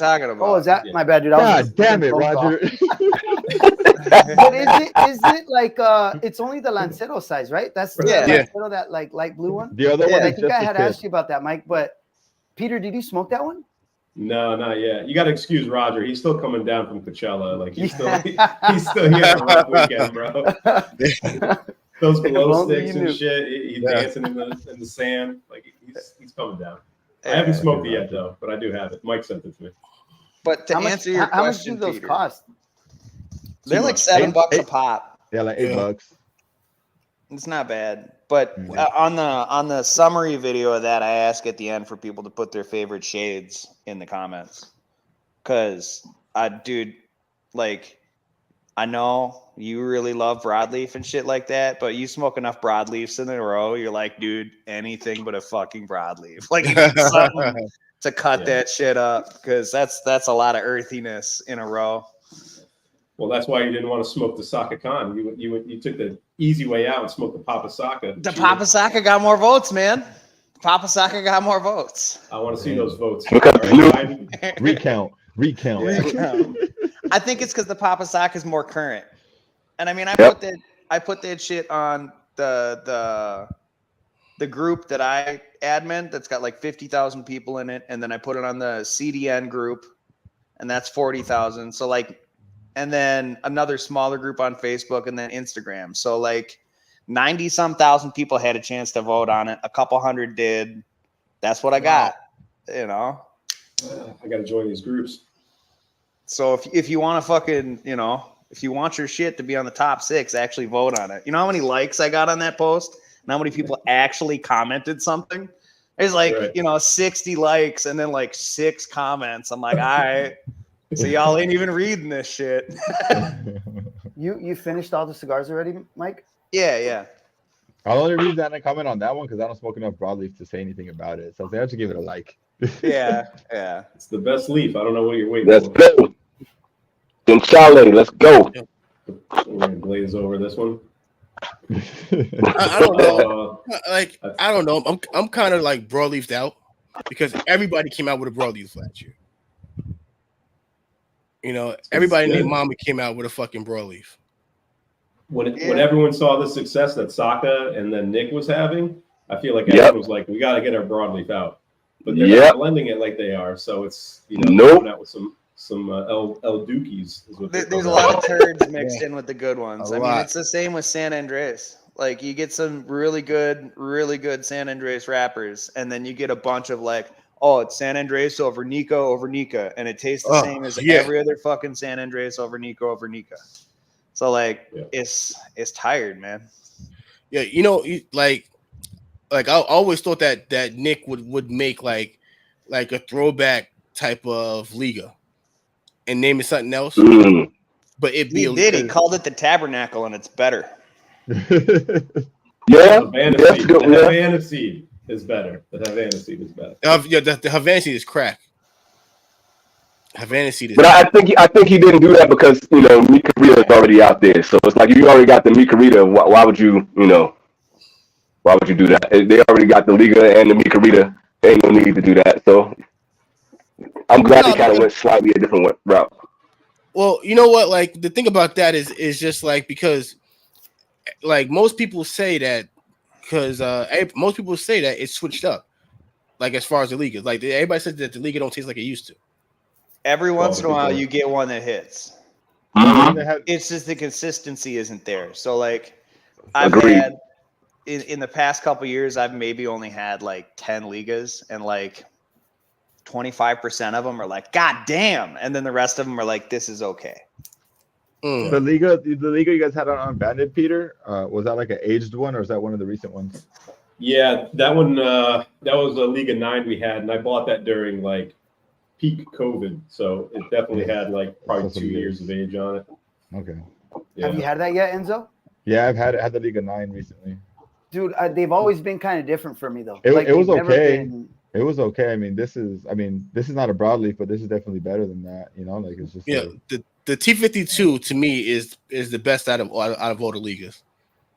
Well, that Liga 9 we smoked, Peter, that you had, that's the best Liga 9 I've ever had. Like it was it was really good. So I don't know if it's just sometimes on a bet, because I said the same thing about the Julius Caesar. So I don't know if it's just because maybe because we're focusing more. I don't know, man. But I usually am pretty distracted when we're smoking on the live stream. So I don't know, dude. But you would think that I wouldn't like the cigar as much. But the Julius Caesar, that Julius Caesar was the best one I've ever had. And then the Liga 9, that was the best one that I've had. So I don't know if it was the age or what, but you know what they say, the age don't do nothing. Yeah, it's true, bro. It doesn't, man. Everything you know is wrong, Roger. Whatever. My experiences don't matter. I don't agree with that lady, but it's not gonna fix a cigar that sucks. Yeah, it'll make something. It'll make it better. if it's like, for instance, Matt with that Nica Rustica that he got from fucking Michael. If Michael's still in the chat, how long were you holding on to that Nica Rustica before you sent it to Matt in like your first bomb? Because Matt said he had it for like 2 years after that point. So how long did Michael have it before? Because the way Matt described it in his review was like the smoothest thing. And like, I'm curious what that time frame is to make those like butter, you know? Like, I should have went and smoked that Davidoff that Peter sent me. You don't want to do that, bro. You don't want to do that. I've smoked it. I think all of us, probably Enzo hasn't smoked it, but I think all of us have smoked that cigar. Which one? Which one? Year of the Dragon. Oh no! Yeah. I mean, yeah. After all those reviews and stuff like that, and if I have to look for it out here, the price I'm gonna pay, I'm just like, I'm not willing to pay that. Save your money, man. Yeah, it's like I'm not save your money. Was it that bad? I want to try it again and see. How much is the MSRP for? $64. 65. So over here, I'll get it for $100. Easy. Yeah. It's not, man. No, I don't. I remember I saw the Year of the Tigers at a lounge here locally, and they were like $80 or something. I don't remember, but that cigar looked so nice, man. No, the Year of the Tiger. From what I hear, that one's really good. Yeah, the Year of the Tiger. From what I hear, is good. I'm not even gonna get the Maduro for that price tag. I'm like, I'm good off of that. Peter said it was good, but I'm not gonna look. Yeah, it was good, but I mean, for $50 a pop, I'm good, bro. I'm good on that. Yeah, I don't need a Maduro for $50. And then James said the Radzilla is better than the number 9, dude. I smoked that Radzilla because I know you. I think you had said, Peter, you liked it. Not that Radzilla, fire. Kind of sick, dude. I couldn't taste shit, man. I was like so bummed, man, because I couldn't taste anything. The best league I've had recently, though, was a T52 in the flying pig size, the little fucking guy. Yep. It was fucking delicious, dude. And I wasn't expecting it. I just wanted a shorter smoke because I didn't have a lot of time. And when I was smoking, I was like, God damn, this thing is on point. Like, it was perfect. You thought it was better than the feral pig? That one was really good. That 52 was really good. But the feral is usually better than the other ones. Yeah, dude. It's just like anytime I see that size, dude, it's just like I instantly think like this is gonna be a good cigar. Anytime any of those little piggies, dude, I think they're good, bro. Because that Plasencia Cortez was fucking awesome. Mm-hmm. That TA exclusive, which is basically the same size, and they're releasing the 149 Cosecha is coming out in that the feral size. That's coming. Is that what they're doing? I'm here for that. I thought they were doing the 151 in that shape. No, it's the 149 though. It's the dark. Yeah, it's the dark wrapper. The one. 149. Nice. Yeah, which I liked because the 146 was the lighter shade, right? Yeah, the 146 was real light with the silver band. Yeah, I thought that was a good cigar, but I thought the 149 was the best in the Cosecha line. I still got that 6.9 and 51 that I was gonna smoke them kind of in a row. The 51 is good, and come on, like, but we all know that's facts. Yeah, we all know that's facts. You're paying for name brand there. Yeah. Enzo, you don't get sick, bro, from smoking cigars? Oh, here we go. Yeah, bro, I do. I've even gotten the Bee Gees, bro. Literally, the God of Fire gave me a new fear of God, bro, because I had to take right after, dude, during the cigar, I was like, Bee Gees, just straight bubble guts. I was like, oh no. And when I was done, bro, straight fucking chorro, dude. And I was like, damn. Now, yo, you know what cigar gets me like that? The fucking the late hour. How would I know you were gonna say that? I'm always three against it, yo. Dude, I smoked it and it was fine. I was fine. I think it depends, dude. I've gotten sick from Connecticut's, man. Like I don't know, dude. It's just so weird, bro. Like I don't get dizzy. I don't get like the vertigo feeling. But I have gotten the fucking Bee Gees off of the God of Fire, dude. So I have a new fear of God because of that cigar. Yeah. The last cigar was nauseous, dude. I gave my last one over to Ugo. I was like, "Here, homie, you can have the diarrhea stick, dog." Well, that bull that bull gets a lot of people, dude.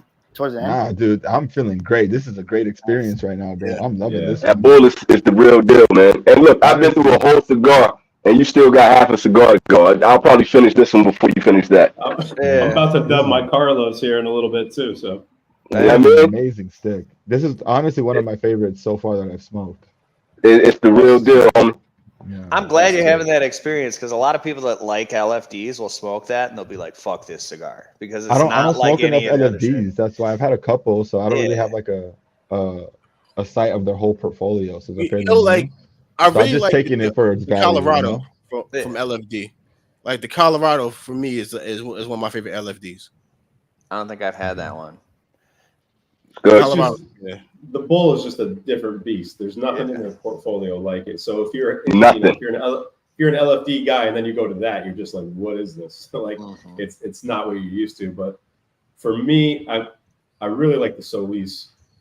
And the Lennox is very good. The Lennox is very good. See, like it's just different. It's a different experience. Those are good cigars, but the bull is on. Like it's up top. The Lennox is the only problem is that like at the shop we only got them in that fucking in that small size, in that petite size. So like I'm gotta get the long dong. Yeah, for real, man. You know. Yeah, I don't get why people would get mad if like a brand is tasting different or something like that. Like if a difference, it's not the same cigar, so why are you getting mad that it's not spicy? You know, like a chef can't cook a different recipe. You know what I'm saying? Like right. Why do people get upset? Like this isn't what I'm used to. It's like, well, yeah, it's not the same cigar. It's a different cigar, man. Like it's a different experience. You know. Well, like, I think you might be looking at it from the I can't speak. You might be looking at it from the perspective of like a cigar nerd. So if it's just a dude that smokes cigars and you're not a freaking nerd about it, you're like, oh, LFD, this is what I got, this is what I expect from it. Not really. Yeah. I smoke every cigar was just going into it with just like a blank, like this face value, you know, regardless of what brand it is. It's just I have no like preconception of what it is or what it's supposed to be. It's just like, okay, this is this cigar from this brand. Let me see if I enjoy it. You know, that's about it. Yeah. You know, I really like fucking when it comes to like especially like the one thing about when it comes to brands like Perdomo, every fucking one is like from the 10 to the 20 to the 30. The auto sun grown stays exactly the same. Yeah. The only one that's different is the Connecticut. The Maduro and the 10-year Maduro are very similar also. So like they're all gross. Oh, I wouldn't. I like Perdomo, man. I like Perdomo, man. I can't do that. I wouldn't say they're gross. Like I can rock. I can smoke the 12-year barrel aged every day. I just don't get enough transition in those cigars. But there isn't. Right. It's straight through. And my problem with them is that they don't just try different shit. Like throw shit at a wall and just see how it'll work. Like Mike said, they're playing it safe. You know, like I've heard Mike say that they'd rather just play it safe. I'm about to piss off. You know, the best one is the champagne, 10-year champagne, baby. Look at him. I fuck with you on that one, Enzo. Look at him. You're being disrespectful right now. I agree. You gotta understand, you're the only person that feels that way, though, man. Maybe Peter, but you're the only person. But PPS, that's a whole different ballgame. It's a good cigar, bro. It was a good cigar. It is, bro. What?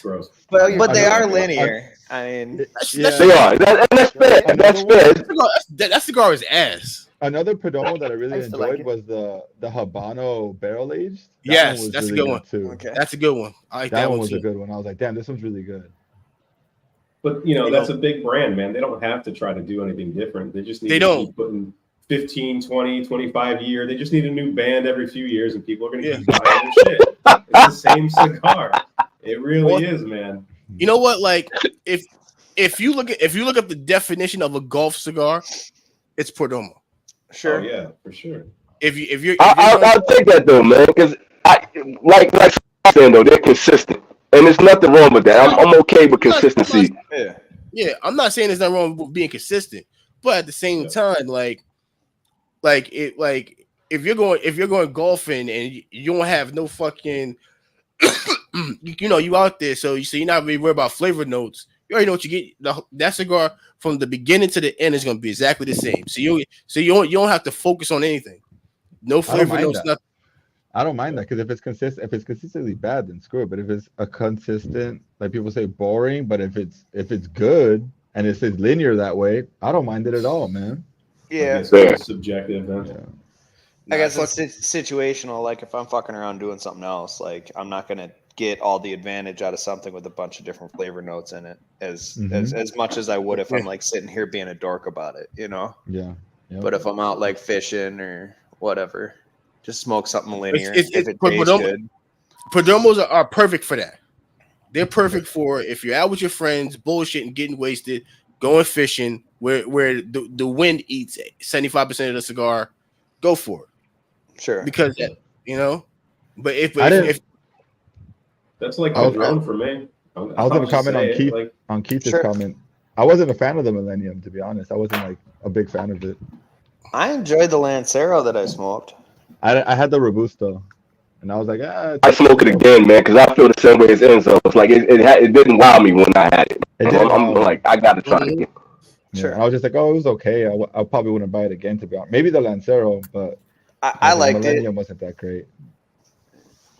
Level Volcano. Yeah, that's a solid one right there. A little spicy, got some punch to it. It's a good cigar. I think it's got, from the Bull. I think it's got the spice that a lot of the LFD dark stuff is missing. Because a lot of the darker LFD stuff, I just get like heavy, muddy, dark flavors, and there's not enough like citrus or spice or stuff to balance it out. But that Volcano has that spice to liven it up a little bit. I like it. I agree. That triple Lajero we smoked on Unbanded. That fucking cigar was terrible. Yeah, dude, I called that thing out, and I was like, "That cigar sucks. Have fun with that shitty cigar." You gotta like that Lajero though. Like you gotta want that kind of like muddy coffee taste on that shit. Like you gotta want that. But that's all that one's got. That's it. It was really muddled. It was really muddled. I like the chisel. I like the chisel. I haven't had that chisel. I got one sitting. I got the one. I like that chisel. I should try it. I got too much shit just sitting that I haven't smoked yet. That's the thing with like trying to buy like different cigars, dude. Because like I saw those Casafuentes. Some came up for sale, and I'm like, dude, okay, I'm gonna buy like a few of them. And then it's like, bro, but am I even gonna get to smoke this soon? Because I have so many other cigars that I want to smoke. So it's just it's tough, man. Like keep on buying cigars. I don't want to end up having a ton of cigars either. So like, yeah. Do you already got? You gotta smoke for yourself, though, Roger.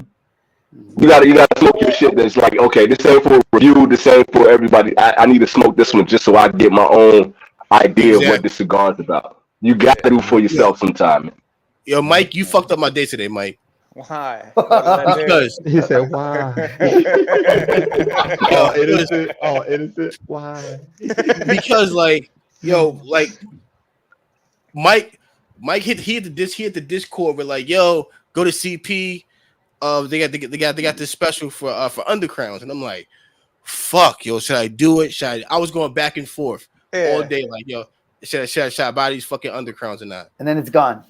No, it's not the fact that it's gone. It's just like our undercrowns like even that good anymore to buy. What undercrown though? What undercrown? It was the Maduro on the shade, just straight the up. Maduro on the shade. But they were like $5 a pop.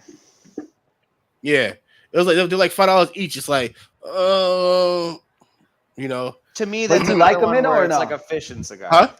You like them? The other crown, I don't mind them.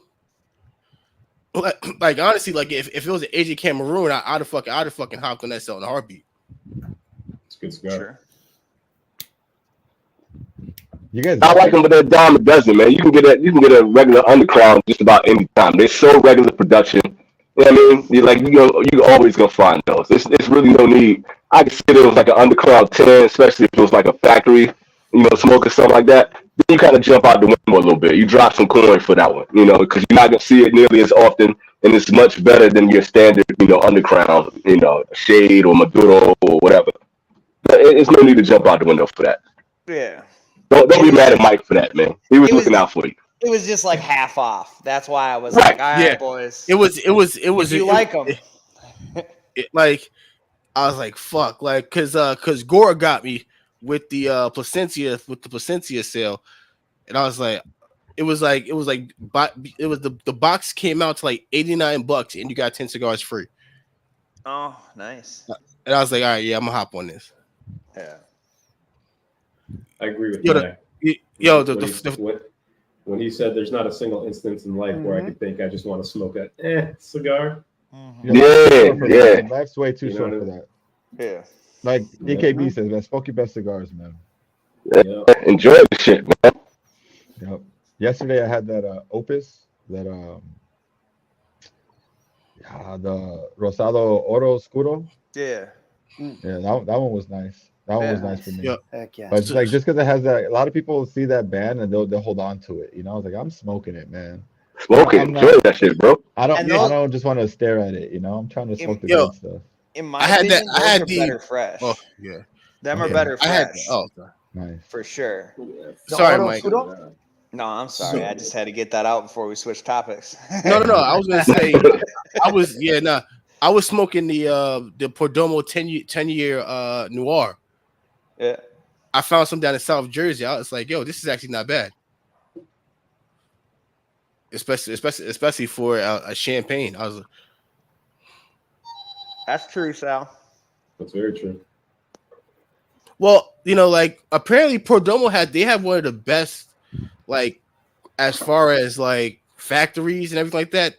They're like top, like one of the top 3 like factories.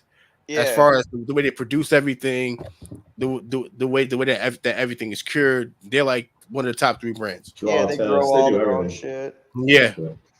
You can't be mad at that, man. You can't, like, I can understand, like, if you're gonna have something that you just gotta as your backup, you fill in your humidor, you want to smoke a consistent, good flavor cigar that's gonna burn right damn it every time. You can't be mad at Perdomo for just saying like, hey, we're gonna give you quality every time. It's not gonna be Fuente, it's not gonna be Dunbarton.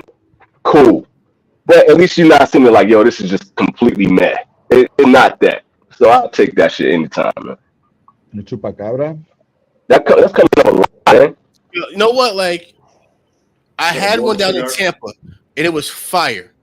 And then I went and bought some online, and every single one I got either tunneled or was plugged. Who makes it? Who makes that? Fuck. Give me 1 second. Is it warped? Sounds like a warped cigar. No. No. Have you had the warped also, Roger? The 10-year anniversary? Yeah. Don't get him started, bro. Don't get him started. He said that to me. I gotta smoke that. I haven't had it yet. I bought a got box one of them. sitting. They're good. I like them, dude. Yeah. That one I do have to. I smoked it too soon, and it was still like a little bit over. The RH was too high, and it was like I had to like use the perfect draw. But towards the end, it was really good. Then I smoked another one that was like a lot better, like more prime, dude. It was good, bro. I liked it a lot, dude.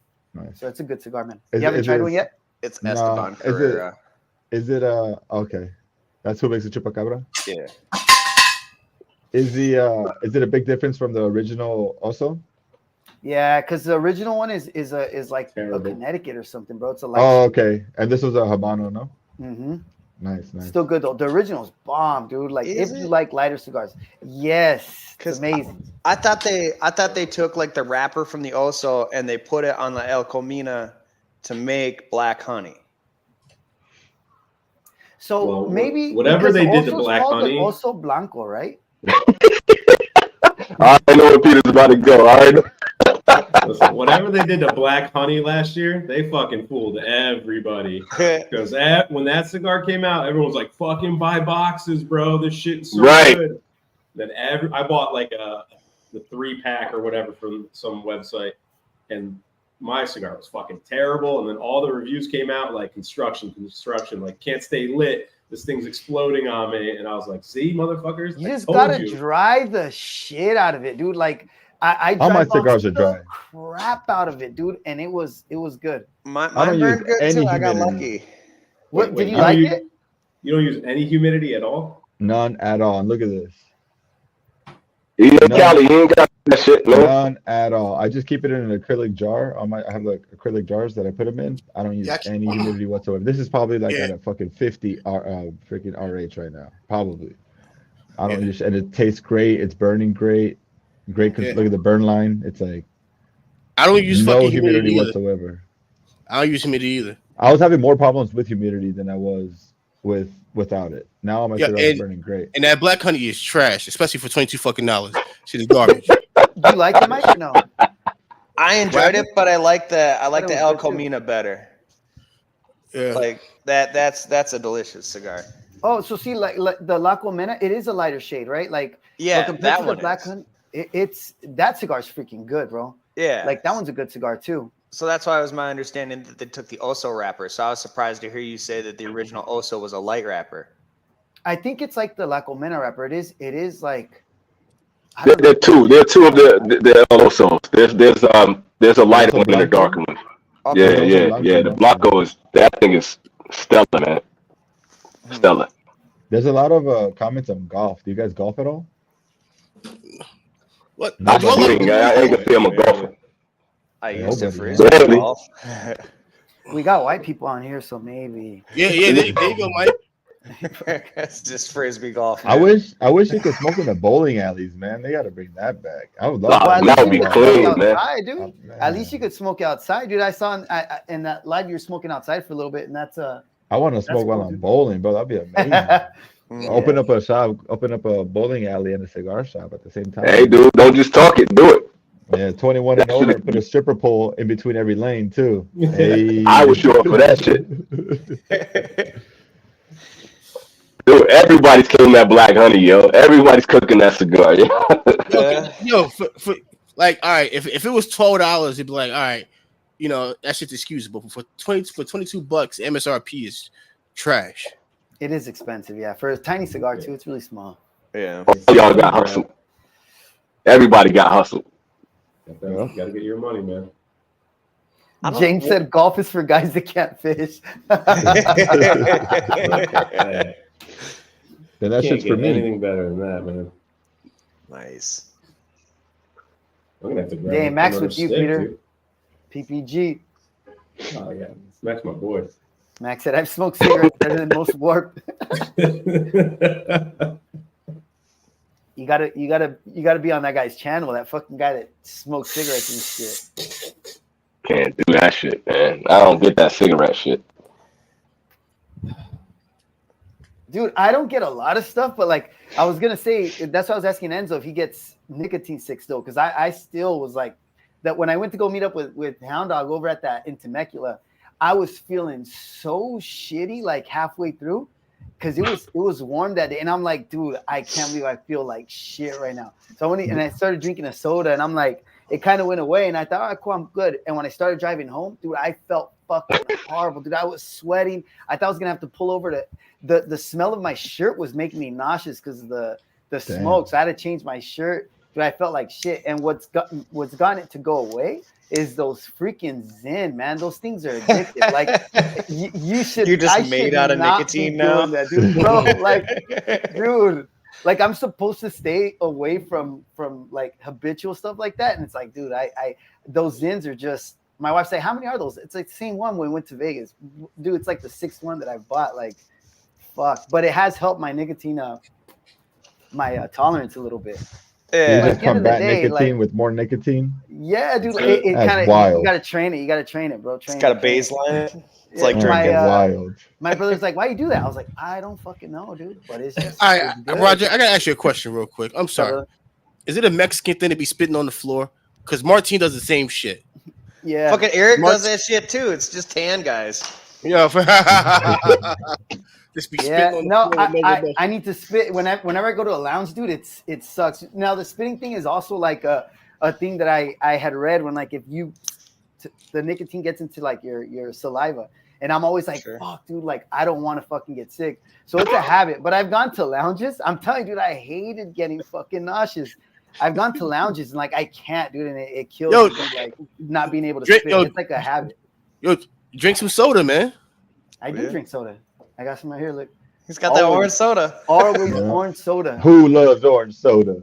Thanks to Mike. I always do orange soda. But yeah, dude, I don't think it's a Mexican thing. I think it's you might need some orange Kool-Aid or something to keep that fucking blood sugar high or something, man. My blood sugar's high. Yeah, man. I've only gotten sick off of that one cigar, but besides that, I mean, I get a little bit of, but not nearly as much as you're talking about, man. Yeah, man. But the last time I got multiple cigars. Yeah, that's true. Yeah, that's true. Yeah. I do build up a lot of saliva on certain cigars, though. Some of them, other ones like this one, I'm not building up any saliva. Other ones, dude, I'm spitting all the fucking time. And if I'm in a shop, it sucks because I just have to fucking swallow it. I'm like, damn it. Mm-hmm. Huh. The last time I got caught up by a cigar, I got home from work and I hadn't eaten since lunch, and I had a H99 Super Ancho that's 6x6 H99. And by the end of that thing, I stood up off my little my little kickback chairs I got on the deck, and I'm like, oh fuck, I gotta stay good. I would, to me that H99 is garbage to me. Yeah. Oh, you said that. I think it's pretty good. Oh, you said that. You said, oh, he just said it. They didn't make it better by making it bigger. That Super Ancho.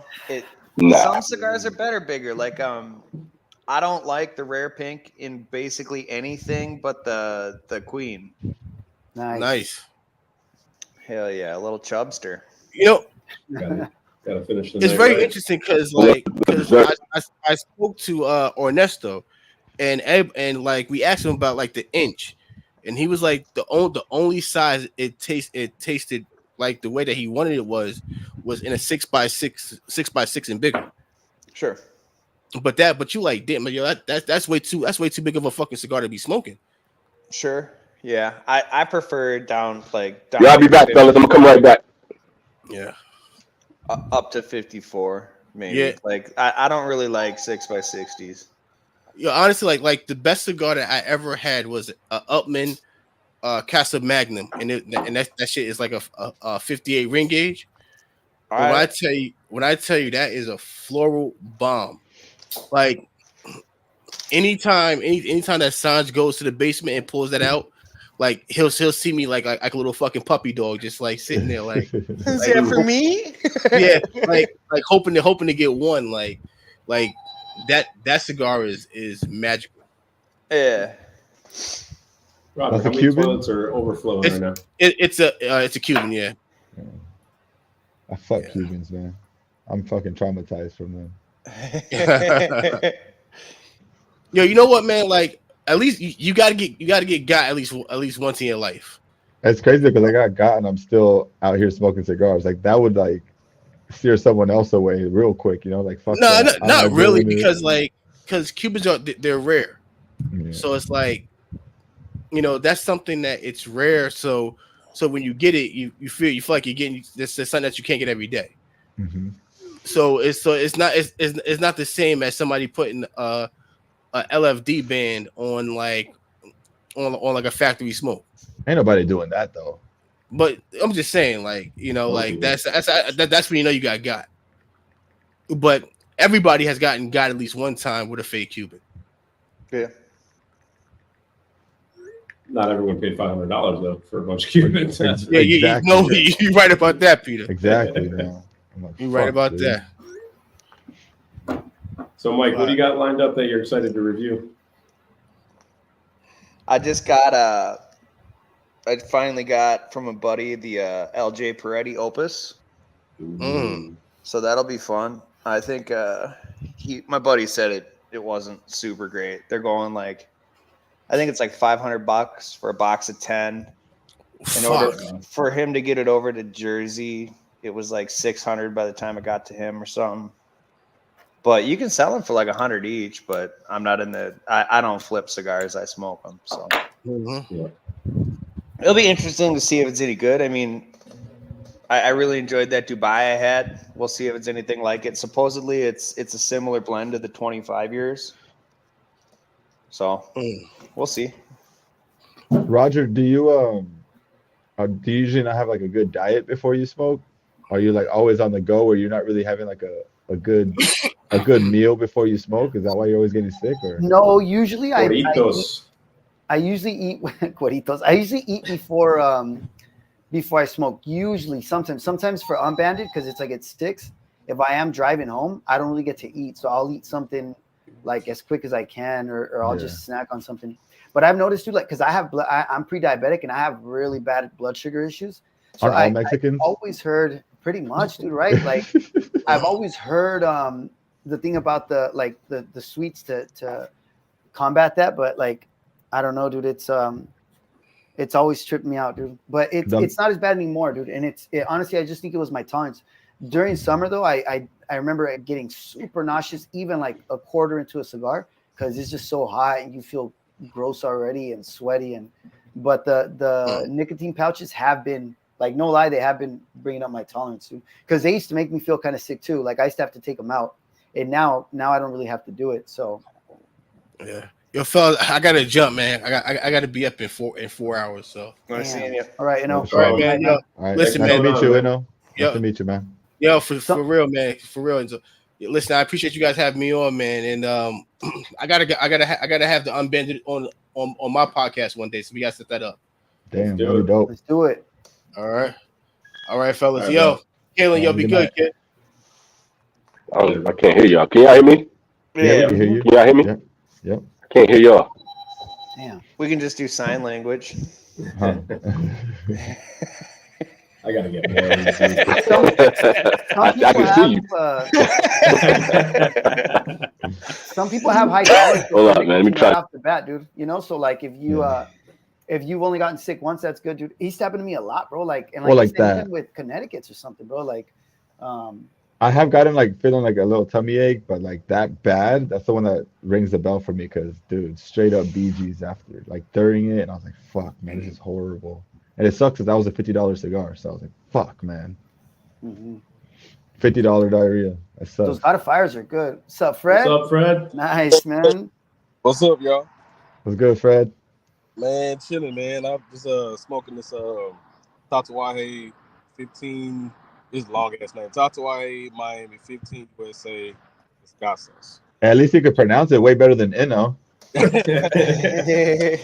he has no excuse. And then, well, for me, Tatuaje and wrong, bro. Tatuaje. Hey, congratulations on your engagement, man. That's dope. Yeah, man. Yeah, bro. Yeah, man. Congrats, Fred. I'm gonna tell y'all the crazy thing. My MRI for my knee. So I tore my knee in 5 places, right? So the same day I asked the doctor, I said, man, I'm proposing tonight. He said, well, you can bend your knee. That's but now it's the getting up part. That's the thing, because your ACL is gone. So, damn. So you're gonna need help getting up. I'm like, all right. So I got down on the knee, and it was kind of funny because I'm like, hey, y'all, can y'all come help me up? Man down. Yeah. It was a struggle getting down. It was damn sure a struggle getting up. Yeah. How'd you do it? So it's crazy, bro. How'd you propose? So I took her to this place. It's a place down here in Dallas called The Experience. It's like a little restaurant, cocktail bar, and so I pretended like, hey, let's take some pictures right here in the front. And she was like, okay, all right. So I'd already talked to the owner, before I even came in. So I told him what was going on. And he was like, oh yeah, we can make that happen. And then we took pictures, and then the DJ started playing "Let's Get Married" by Edge. And so she was like, what's going on? So that's when I grabbed a chair. I had to grab a chair to help me get down on the knee. And so she was like, oh my God, no, you're not. I said, yep. It's happening. It's happening. And so that's when I asked her to marry me. She said yes. That's what's up, man. That's dope. Yeah, man. It's a blessing. Blessing, man, for sure. How long were you with her before? Were you nervous? Like, or you've been together for so long you kind of knew she was, not gonna run away on you? I'm gonna be honest with you, bro. Like, we've been together 2017. We got 3 kids together, and I knew she was the one when I first met her. And I'm gonna tell you how I knew, because I never went to this far of extent to get a woman's number. So I remember we were seeing her back when we both went to the same school. So I remember when she entered into working the game room. So I took her ID and I said, "Girl, you in?" And she was just laughing. She's like, "Boy, whatever." And so she wanted to get a job at the game room where I worked. And so I got her number off the paper. So, sneaky between the cheekies. Yeah, this the one right here. Nice, man. Congrats. By any means, bro. Thank you, man. I appreciate it. Zo.Rosso. He's finally got 2 posts on it. You didn't have any posts for the longest time. And so like I wanted to follow you back, but I was like, why would I even follow him back? That just looked right now. I would archive all my rituals. But then I didn't realize that they expire after like 30 days. So I lost a bunch of them. So I was like, damn. So now I'm starting to post them so I could have them logged. That's the only reason though, because I was just like, I'm not gonna post anything, you know. Well, when he asked that, I just went and looked. I'm like, oh shit, he's actually posting stuff. So I finally followed you back. I'm like, well, there's something to see here. Otherwise, Mike doesn't fuck with me, man. It's slippery though. Pretty soon you're gonna be posting pictures every day of cigars you're smoking and shit. Shit, man. That's like Mike. Mike was like, "Oh, I'm gonna make a YouTube video every once in a while." And now he's a full-blown YouTuber. Regular. For real. Regular. You got the production, that intro, and I was like, "Damn, okay, Mike." It's kind of fun. It's dope. I was just fucking around in my garage. Exactly. My buddy gave me that sign. I'm like, what am I gonna do with that? That was dope. It's like, pick it up. I was like, all right, player, I see you. Yeah. That's dope. It's a nice touch. This is literally my laser tripod from work with a phone attachment that came with it. Hey, man, I'll tell you, your intro shits on a bunch of these YouTubers with those whack-ass music on their fucking intros, man. I can't stand those EDM intros, dog. I skip it. The worst, right? I skip it every time. I'm like, just freaking double tap to skip all the intros, man. Those things get on my nerves. Nice. Muted too. I don't have EDM music for mine. My intro's only like 3 seconds long. I'm not gonna lie. I'm not changing my intro for shit. It took a long ass time to get my intro, and that shit is old as hell. So I like shit. I'm keeping it. Is it EDM? Nah. All right, you're good. You had to think about that. Nah, man, it's deep house. You don't like EDM, Enzo? I can't stand that shit, bro. Yeah, man, that and the Armenians, they listen to that music a lot. Damn, dude. You're gonna have me going to those. You live in the wrong place, Enzo. Man, I was born in the wrong era, bro. I swear, bro. I'm old at heart, you know. Classic rock is my shit, man. Yeah. I think when it comes like you creating an intro and if you want to do this shit, you gotta like create it that fits you. Like if it fits your personality, like create something that fits you and that represents you in the, you know what I'm saying, in the best way possible. Because you want people, you know, you're not just say, well, I know a lot of people put out some shit and just expect you just to gravitate towards it. So I guess I think with just like if you create an intro for yourself with anything, you want I always talk, put your best foot forward in everything you do, and first impressions is everything. So that's just that's big for me. That's straight up. But yeah, I feel like a lot of people are making stuff, whatever is trending or like whatever song or whatever music's hot right now, so they could get more clicks and views and stuff like that. I mean, not necessarily the cigar game, but just in general with social media. And I can't stand that shit, man. Just do what you like, man. It'd be tough, bro. Not a lot of us know how to do not a lot of us know how to fuck around with that kind of stuff, dude. Like, I know the only one that I know that kind of knows that stuff is like Felipe and stuff. But obviously like DJ. But dude, I making an intro is hard, bro. That's why like Fred says it took him a long time to make his. Like, I get it, dude, because that shit sucks, man.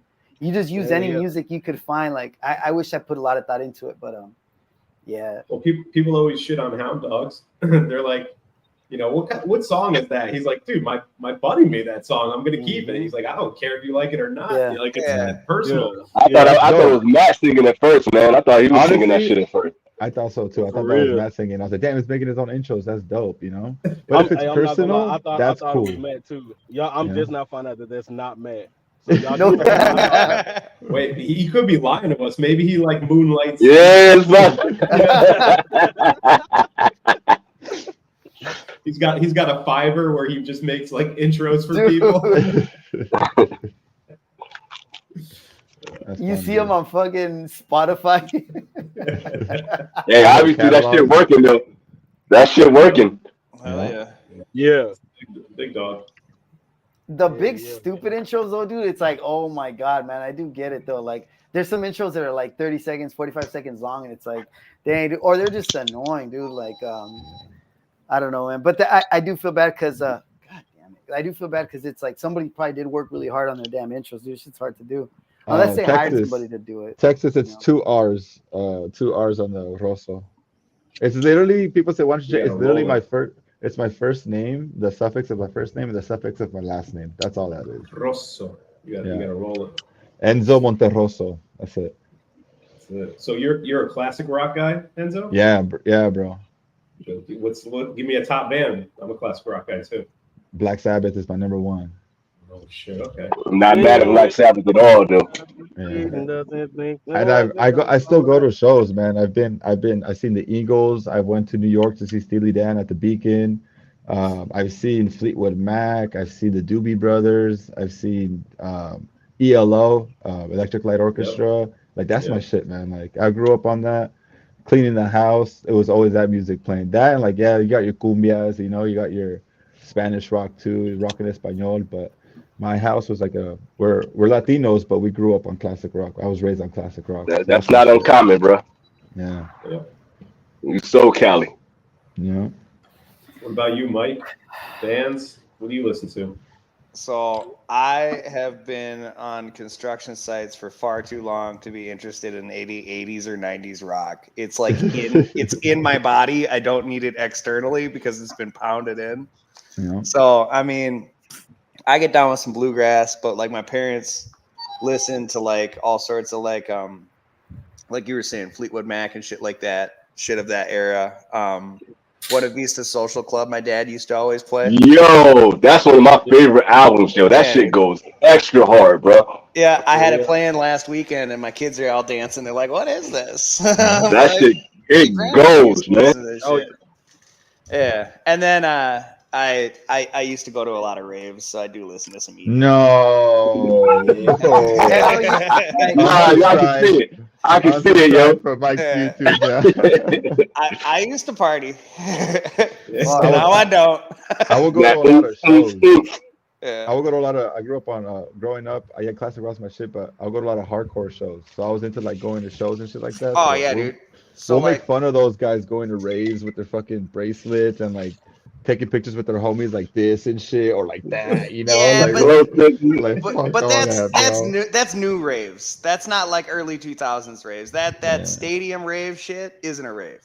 Well, I got into like hardcore like in 06, so that's when like a bunch of those dudes were doing that shit, and I was like, bro, like I cannot stand those because I was into mosh pits, so I was just like, that's what the fucking it's about, not fucking doing this shit, you know? there's a big Midwest metal scene that came out in like the early 2000s. So like if you look up on YouTube like a Summary Execution and like other shit like that, like Milwaukee and Iowa hardcore. I was really into that shit too. So, but that's the stuff my wife will be like, "What the fuck is this?" And I'm well, it's awesome. That's what my girl can't stand that shit, man. She's all about Bad Bunny and shit. So I put on my shit. She's like, "Fuck no." She's like, "Fuck." Hey, I'd rather listen to Don Omar. Yeah, I can't do that. Man, I don't listen to music anymore, man. Like if I hear music and I like it, it's like, oh, that's cool. But I honestly like don't know anybody, listen to anybody. I thought Bad Bunny was a girl, dude. My girl's always like telling me, but I thought it was a girl. Like, so I have no idea, man. But so how was Coachella? Was it good? It was fun, dude. But I had no idea who was there, who we were looking at, or nothing, dude. Oh, you literally went? I went yesterday on Saturday. Yeah. Oh, Roger's shit. hip and with it. Yeah. We used to That go a shit lot, dude. Like slaps. when I used to be into movie, it was cool, but it's like when I used to be into music, it was cool, but like, nah, man, it was cool. It was weird, but it's dirtier than I remember. Yeah. Yeah, I bet it is. It's because you're old now. Yeah, dude. And so you've never gone. You're so close, dude. No, I've never cared for Coachella, man. I wanted like the price and like just like the format of it. I don't like festivals. Even like I will go to festivals like rock festivals, Warped Tour and shit like that. I don't like the format because a lot of the times they'll schedule your favorites at the same time and you have to choose. I'm not going to pay all this money to catch a 30-minute set when I could just see that person, them live, them headline, and have a way better experience. So I'm not a festival. I hate festivals, to be honest. I'm not a festival dude. I'm a big blues guy. And my girl hates it because she like you such an old soul. Which I mean, I grew up on that. Man, give me some Al Green. But honestly, give me Bobby Al Blue Green. Bland. But you got to give me some BB King and Bobby Blue Bland any day. I'll play. I call that's my cigar smoking album. Some Muddy Waters. Right when COVID hit. Right when COVID hit, Buddy Guy came to Minneapolis, and I took my ma to see it because she used to listen to that shit all the time. And Buddy Guy's good shit, and he will call out motherfuckers in the audience that are acting. Yeah, he goes into the crowd, no? Yeah, but like this one lady kept yelling shit down from the balcony, and he's just like, "Hey!" started yelling at her, just this old ass man chewing her out. It was funny. Yeah, that's dope. Yeah, I took my mom to go see the Eagles too. That really got me into cigars. I heard the Eagles put on a really good show. I got a buddy who's seen them like 10 times. Amazing. Yeah, I never got a chance to see it. And now it's over because they did the last show with Steely Dan. That's about it. Yeah. So they're in their 70s, peaking 80s. Got to be in their 70s, close to 80s, easy. Yeah. Oh yeah. They're close to 80 already. That's the problem with listening. Classic rock. It's like all of the bands now are like on the outs. Like those guys they're not doing too well. So you're not going to see them around much longer. Like I'm a big Pink Floyd fan. And they broke up early, so you couldn't really see them together. But I would have loved to see them. You even ever seen Roger Waters though? No. I did. Yeah, that'd be dope. That'd be an experience for sure. I went and saw I'm a Gilmore guy though. Okay. Okay. What's that classic 80s band that came? I love the song, but I can't remember the band. It was a corny song. It was what's called "You Can Dance." You can. I love it. That's my jam, bro. That's my jam, bro. That's Devo, isn't it? You Can Dance. Is that Devo? No, that's not Devo. Devo's Whip It. Devo's Whip It. If you want to, you can leave your friends. You know what's funny about that song? In high school, I was getting into my buddy's car. He had like an old, like early 90s, late 80s. Yeah, the safety dance. Yeah. So he had some old, big, blue, boxy Cadillac that he got from his dad, right? And we turned onto the county road to get headed towards the line to like get to high school.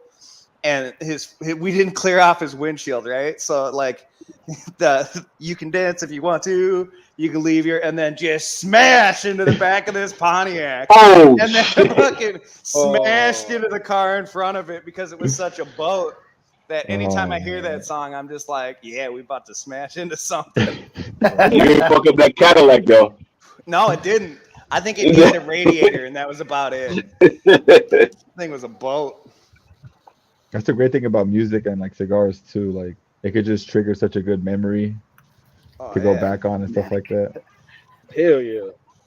Well, yeah, that's like you saying you love that Don Carlos that Roger absolutely hates. And I with the Padron 80 years, that Perfecto or whatever.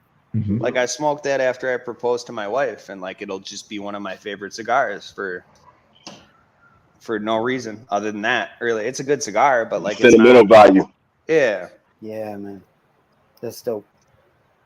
It's like whenever I smoke one of the Romeos, my dad always smokes Romeos, the fucking Reservas, just the worst cigar in the world. It's like a paper bag.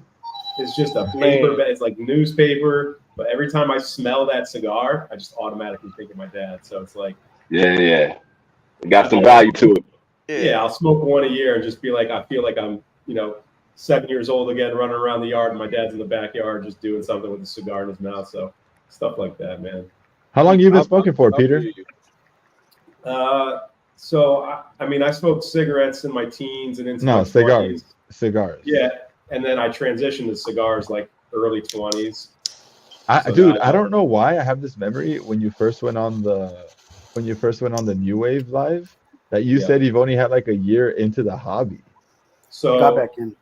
Yeah, I was like an occasional smoker, and then I started doing the collective, like really smoking and like smoking more boutique stuff. Probably about 3-4 years now. Okay, yeah. I was like, damn, I remember seeing that live, and I was like, am I tripping? Did you say he's like new to the hobby? No. But then and then I'll hear other people being like, he's been smoking for like 18 years. I was like, wait, what the fuck? Like, who's getting the misinformation? No, I've been smoking that long, but it's just like back then it would be like for golf or like an occasion, like maybe one cigar a month, and then I would. But you started nerding out about it about like 3-4 years ago. Exactly. Yeah. Okay, I get you. I gotta hit his comment real quick. It's because I'm just sitting here shooting the shit. When I'm shooting those little YouTube videos, I'm trying to hit points and make sure I hit the points. Whereas here, I'm just shooting the shit, so I'm Midwestern as fuck. But when I'm trying to actually get information across about what I'm tasting and stuff, I'm like, I gotta say this and that, and so you don't get the bag and shit like that much. That's funny because I was doing the live yesterday, and then Frank, Texas Cigar Society, called me out because I was talking. I guess a white guy passed by, and I guess I changed my accent. Code switched. She's all like, damn, Enzo got white real quick. And I was like, dude, honestly, I do that. If I start talking like to black people too, I'll be like, man, that shit whack, man. Like I'll start changing it too. So, I just do that naturally. I don't even notice it. I just do it naturally. It's just like shit. It's like, hello, sir. Have a good day. Yeah, exactly. Customer service voice. Yeah, exactly. I just do it. I don't even think about it. I do the same thing, bro. Like when I'm teaching, when I'm at school, it's totally different. Like when I talk to parents, oh yeah, hello, I'm Mr. Williams, and it's like right. A business call or something. It's different. Like over here, listen, y'all get the full Dallas native out me, bro. It's coming out, bro. It's coming out. I'm a straight Valley boy, so yeah, I'll be like, what's up, fool, and all that stuff, So, but then when I start talking like on the phone, it's like, this is Enzo. How may I help you? Just like completely different. You got me saying fool, Enzo. I never said that shit before. What's up, fool? That's that LA. Yeah. All day. Hey, Enzo, I want to tell you this. So earlier, that was Roger's way of apologizing to you for trashing your favorite cigar, bro. Which way? That, bro. Well, he was just Roger. You went back. That's why I did that. Yeah. Yo, but during the live, Roger texted me. He goes, "Fuck that cigar. It's really bad." I didn't hate the cigar. It just didn't love. I thought. Do you not realize how bad you trashed it on your overview? No, did I trash it that bad, guys? Like, dude. Did I trash it that bad? I think you went into it with really high expectations, and it's but just false a cigar. expectations though. Like he had false expectations about that's it. That's where the price thing comes in, bro. I'm like, I was saving that cigar for saving. That's what I was saying about like what other people say about a cigar. Like you got to go into it with just like a clean slate, not anything about what anyone says, or even if it's a Don Carlos. Yeah, it's a Don Carlos, but it's not even a Cameroon. So you can't expect nobody that even likes that it. cigar, dude. I didn't.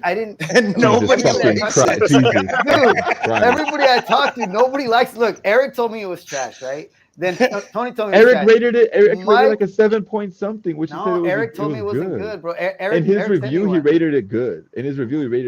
So all right, dude, look, they don't like that cigar, right? They don't like that cigar, and I'm but like, just because they don't, you went into it like this cigar's trash. No, I went into it. You just said to go into it with my own expectations. I went into it with good expectations because I fucking really like the way the cigar looks.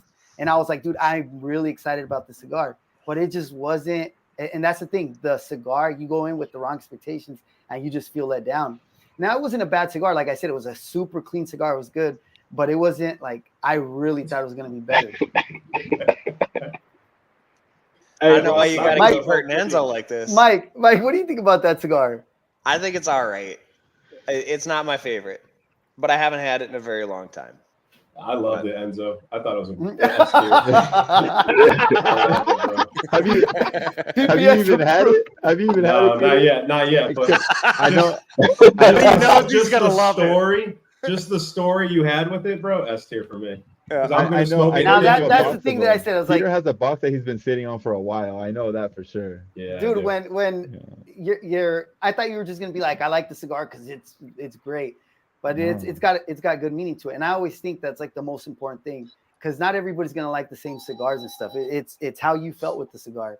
But there's also now I'm stuck on the man, dude. Like now I'm stuck on the man. KB didn't like that cigar, but I ain't gonna say I didn't like it. It just tastes too much like I'm expecting it to taste like a Don Carlos, something in that lane, and it tastes more like an Opus X. So it just kind of threw me. It wasn't bad. It just wasn't. Same thing with the Aniversario. That's an Opus X wrapper on it, you know. So you can't expect the Don Carlos. It has the name, but it's completely different cigar. You know, that's all that happened with that. If you're going into it with that, then you're gonna get let down. You know. I'm stuck on the man. I'm like, dude, this cigar is gonna be great. I don't have one, but like when I get one, somebody told me it's a really good cigar too. But another people say it's not that great. I don't have one, dude. They're hard to find. But like they just came up for sale. I'll send you the link later. No shit. Okay. I see you, Enzo. Look at this shit, man. Beautiful. Look at this. Woo. Yeah. So Roger, when you go into it, just don't think it's gonna taste like a Don Carlos. It does not taste like a Don Carlos at all. You're not gonna get that. So if you're expecting like more Opus X, and that's the lane you're looking for, then you might enjoy it a lot more. It just caught me off guard. Watch it taste exactly like the Aniversario. Which I like. Right. Never know. I hope it does just for Roger. I hope. No, dude. Like I wanna love that cigar, dude. Just take it easy on Roger, dude. He's an overviewer, not a. Exactly. No. Hey, easily said. And he's standing up, bro. Yeah. Nah, bro, because the next overview he did, he got the name right. You know, he started doing all he like crossing his T's, dotting his I's and shit. I was like, oh, all of a sudden, bro, you want to do it for the BBMF. Oh, that's right. Okay. Well, yeah. I got him. Did you see him cutting that cigar too? He was like, just a little bit. Just a little bit. Hey, bro. So then I posted it on Instagram that I was doing that review, and somebody, Sam from Queens, hit me up. He's like, bro, did it hurt to cut the tail off? I'm like, dude, 100%, bro. I didn't want to fucking smoke that cigar, but it was a good cigar. It's not crazy, dude, but I smoked the whole thing, dude. Maybe it would have been better the next day. That's why it wasn't good for you, Roger. You needed to let it sit half off, you know? Once it was I just saw Mike's shirt. That shirt. Victor, I peeped that early.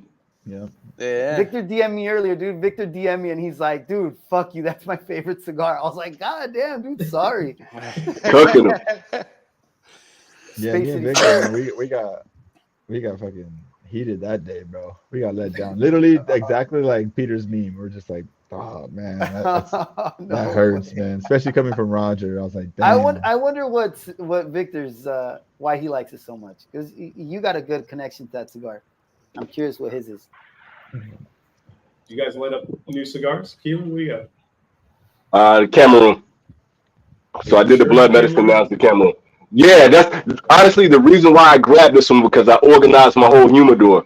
And I was trying to go through all my Sans shit, and nothing had bands on it. So I'm literally holding shit up to the light, looking for little green specks. So I got a bag full of what I thought was Cameroon. So I had to test it out today to make sure I got it right. Literally, that's what I was doing, bro. No bullshit. No bullshit. I had the light on my phone just like that. Like I'm checking the shit. Like, yo, is there any green specks? So I got them. I did the right thing. I got the right one. Put a bag on it, son. How was that a blood medicine, dude? Blood medicine is damn good. It tastes just like it, the first time I had it, man. So it's damn good. It's very similar. It's a little bit lighter than the Maduro, but it has a similar flavor profile. It's just that same baseline. So it's damn good. If you get the blood medicine, get on it. Yeah, I pre-ordered a box out like a month ago, so I'm waiting for that to come in. That collection. You're in good hands. What happened? You're collecting. The collector. Oh yeah, Yeah, I man. bought a box of the Maduros because Peter said to. So I was like, oh, we'll get a box Dude, of those and I blood hear that a medicine, lot, too. bro. Guys that collect a lot, like Terrence, they only smoke once a week, twice a week. Is crazy to me, dude. But Like, I give out a bunch of them though, dude. you do, bro. Like I do see you said that a lot of cigars. I give out a bunch of them. And I do agree with you when you said the bombs are getting crazy. They are getting crazy, bro. Because I used to like send out gender 5 or reveals now, 6 dude. cigars, bro. And now Gender it's like reveals. fucking a ton of cigars, dude. Those shits are getting like gender reveals. They're getting out of hand now, bro. I swear. I got 2 boxes today, man. I got one from Master Your Ass. Shouts out to Michael. I got one from my man Steven too. Huge bombs, and I'm just like, yo, I don't know where I'm gonna put these fucking cigars, yo. Like my humidor is damn near full, and I didn't want to do an unboxing, man, because everybody's doing unboxings now. But like at the same time, you want to show love to the homies for like looking out for you like that. It's a tough balancing act. I tell anybody that sends cigars, people will message me. They're just like, "Oh, you want me to post it?" I was like, "I don't give a fuck, dude. Like, no, you don't have to do shit. I'm not giving this to you to post it. It's for you." I tell them, "Do whatever the fuck you want with this. Shove them in your fucking ass for all I get. For all I get." You know? I even said, "You could give them." I was like, "If you could give them out too, these sticks are now yours. You're not obligated to do anything. They're yours now. They're not mine. Do whatever the fuck." That's what Roger does. Roger re-gifts everything I get. No, dude, no. and I asked Peter. I asked first, but that's what I like about that when you said that, Enzo, because I had told Peter, I'm like, oh, dude, I agree with Enzo 100%, dude, because everybody's different. Some guys won't smoke cigars that are gifted to them if they're not like recording a video. And bro, I can't do that, dude. Like I rarely record, and then I want to enjoy some of the cigars. Yeah, and then you shouldn't be expected to, obligated. man. You shouldn't. You shouldn't be expected to, man. Some guys don't, but some guys do say that you should post a video. But I do feel bad. I do feel bad when guys are like, "Are you gonna make a video? Are you gonna post it?" I'm like, "Yeah, dude, I'm working on it. Sorry." So then I did that to Hugo, bro. 2 months his video didn't come out, and I know Hugo and them are like, "Oh, you got to unbox the same day you get it," and I'm like, he told me that. I was like, "I'm not doing that, bro." You won't be He's like, "Oh, you're fucking." He's like, "Bro, you're fucking up. You gotta do it the same day." I was like, "I'll do it I'll do it on the ritual when I fucking want to, bro. There ain't no rules to this shit, man." At the end of the day, yeah, dude. It was gifted to you. You do what you want with it. That's I do whatever I want with it. You know? I kind of like seeing the unboxings when it's cool shit. I like it too. Don't get me wrong, I like it too. But if it's a bunch of like General Cigar and Altadis stuff, like I don't give a fuck. But it happens. Which is cool because those are cool cigars to someone. So whatever. But like if I see an unboxing like that, I'm just like, man, it's the thought that counts, man. Those cigars suck. Yeah. Listen, I'm not gonna lie. Every unboxing that I get, and I told Keelan this, that I'm like, man, listen. When I took my hiatus, I gave a lot of cigars away. So right now I'm in the process of rebuilding my humidor shot.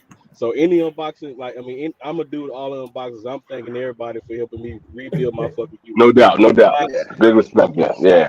Yeah. So even and it's just for me, I take it as a generosity thing. And even though like everybody's like, man, you do whatever you want to, whatever. I'm gonna shout you out. I'm gonna thank you because it's hard. Yeah. Especially it's hard out here. But like when somebody gets a chance, they bless you, and automatically I want to bless that person right back. So it's a blessing. I don't mind that when they post it, but I'm not like it's obligated for you to do that. Right. Like, for sure. Especially me, I'm not sending fucking 20 cigars. I send people like 5, 6, 8 cigars. Of just stuff that I have and I'm willing to share, and stuff that they haven't. Like people go on the live, oh, I haven't had that cigar. All right, shoot me your address. I'll shoot you some, and I'll shoot them some other ones that I like too. But it's just like a few sticks, So. They're not. It's like don't feel obligated to do anything. Just I'm sending this to you for you to enjoy it. However, whatever that means to you. So you could post to do whatever you want. Yeah. I do like talking about the cigars, though. That's my thing with the unboxing. I like talking about like what I got in the box, though. That's the fun part for me and for all the nerds that's out there. That's why the last one I did, I didn't want YouTube to block the comments on it. But the other thing is like I like going through the box to see what people sent to you and to see what you got in there and like to nerd out over it. That part is fun to me though. So I like the talking the cigars part of it though. That shit gets exciting. Yeah, that shit is exciting though. Damn, Roger's a fucking bully, huh? Yeah, dude. Victor messaged me. He was scared. He was like, dude Roger's gonna get me.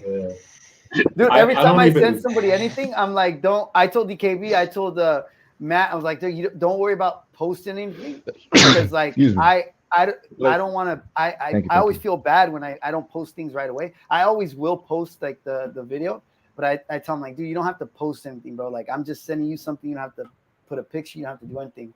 I refuse any box that comes from Roger. I have it automatically sent. All right. Like, I don't want to get in trouble. The return to sender thing just kind of hurt, bro. Like, but you know, the bombs are getting crazy, dude. Because I sent like 5 or 6 sticks, and Peter was like, "Are you gonna send me a package? Is this it, or where's the rest of it?" And I was like, "All right." Bro. I had to make another one to send him something else. Roger, I do gotta ask you though.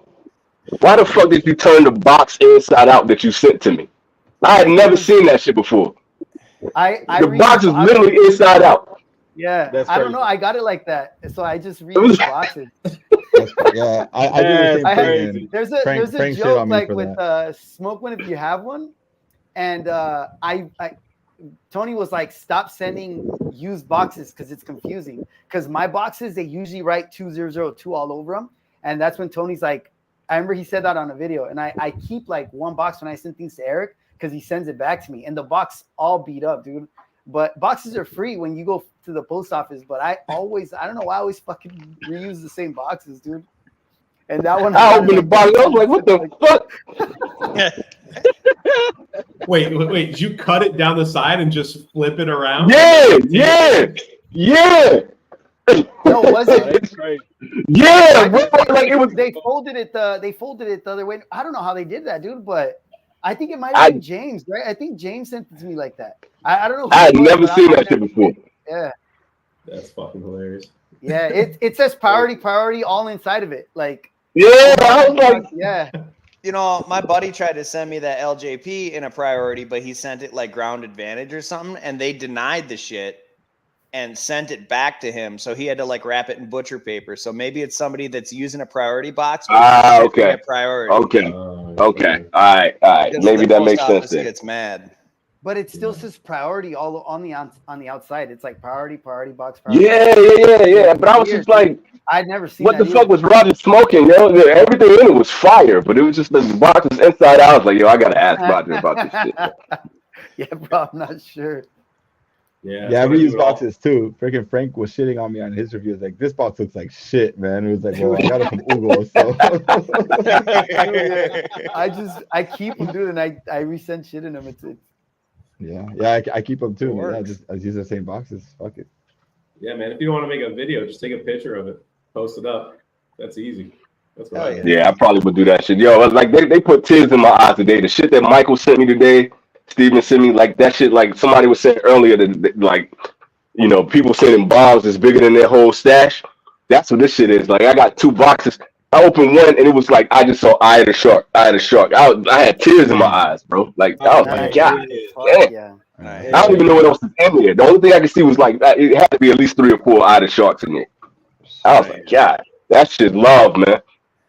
You've been thinning your collection down, right? Haven't you been like trying to send? I was thinning, like I was trying to clear my shit out. Same thing that you know, that Fred was just talking about. I was like clearing my shit out, trying to get rid of shit, and everybody was just like, nah, yo, we not letting you go out like that, EKB. And motherfuckers just sending crazy shit, boxes, huge boxes. So thank y'all, but damn, that shit nuts. It is getting crazy. It is. Peter fucking started it. No, I didn't. All right, take it easy. Between Peter and Matt, and it's the good thing though. I think it's the good thing that everybody's like really showing love, everybody being generous with each other. You get to smoke a lot of shit, like especially being out here in Japan. Like most of the stuff that people are sending, like that Maduro, I probably wouldn't have had that shit for another 2 or 3 months. So the fact that people were just like, we looking out, and everybody sharing their best stuff, smoking their best shit is dope, man. So I'm not mad at it. It's just I didn't want to. Like every video that I put out now is gonna be an unboxing. I didn't want to do that shit. Yeah. You know what I mean? It is dope, man. Just sharing those experiences. Cause you have a good experience with the cigar, you want to share the same thing to your friends. Hoping they have a good experience. So that's dope. Yeah, that shit is mad love, man. Yeah. It is crazy, man. Especially when guys send stuff they don't have a channel, man. Because it's like, damn, these guys are just sending something. And because even when I barely wanted to start to send bombs, I remember I was like, damn, are they gonna view this like? I would overthink it. It's like, what if they view this as like I'm trying to send this because I have a channel and I want like a shout out, or it's like you overthink it.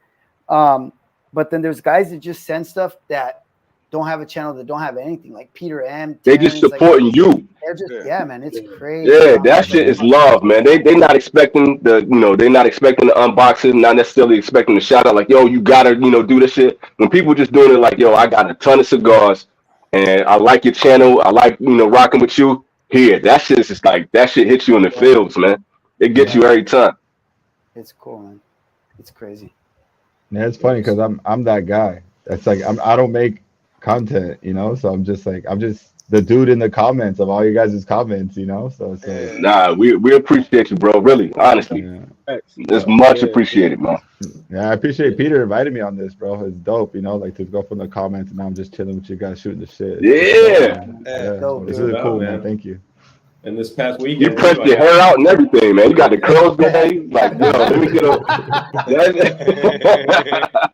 It's been a good day, man. Major.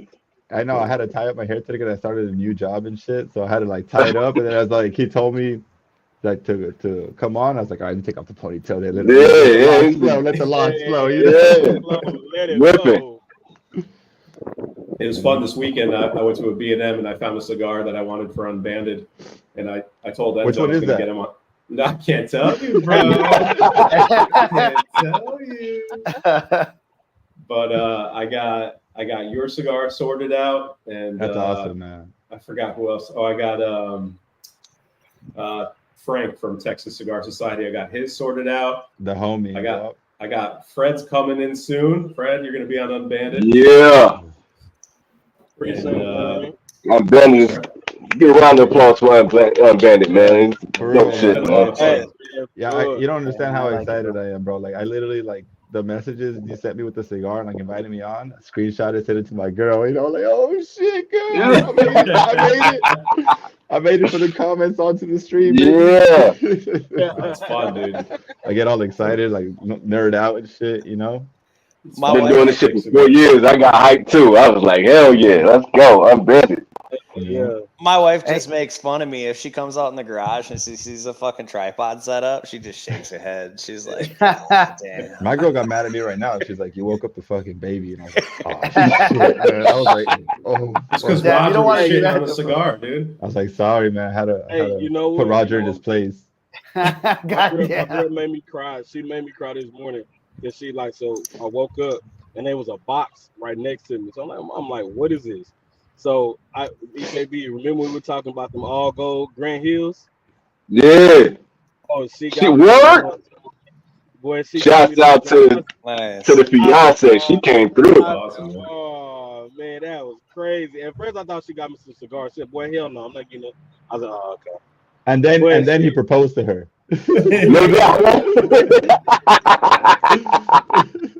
Holding up his shoe. I guess that was my reward. Shit, I guess. But shit, man, that shit brought tears. My like, God damn, girl, I appreciate you, girl. Shit. Yeah, that's a good look right there, man. I'm gonna tell my girl. Hey, I got the link. She sent me the link too. I'm gonna send it to you. Yeah, do that. I want to hear that from Roger. What's your favorite cigar, man? It's a good question. Aniversario. Favorite cigar that it does change around quite a bit. Like the Mil Días Maduro is one of the ones that lately that I smoked that I really, really like.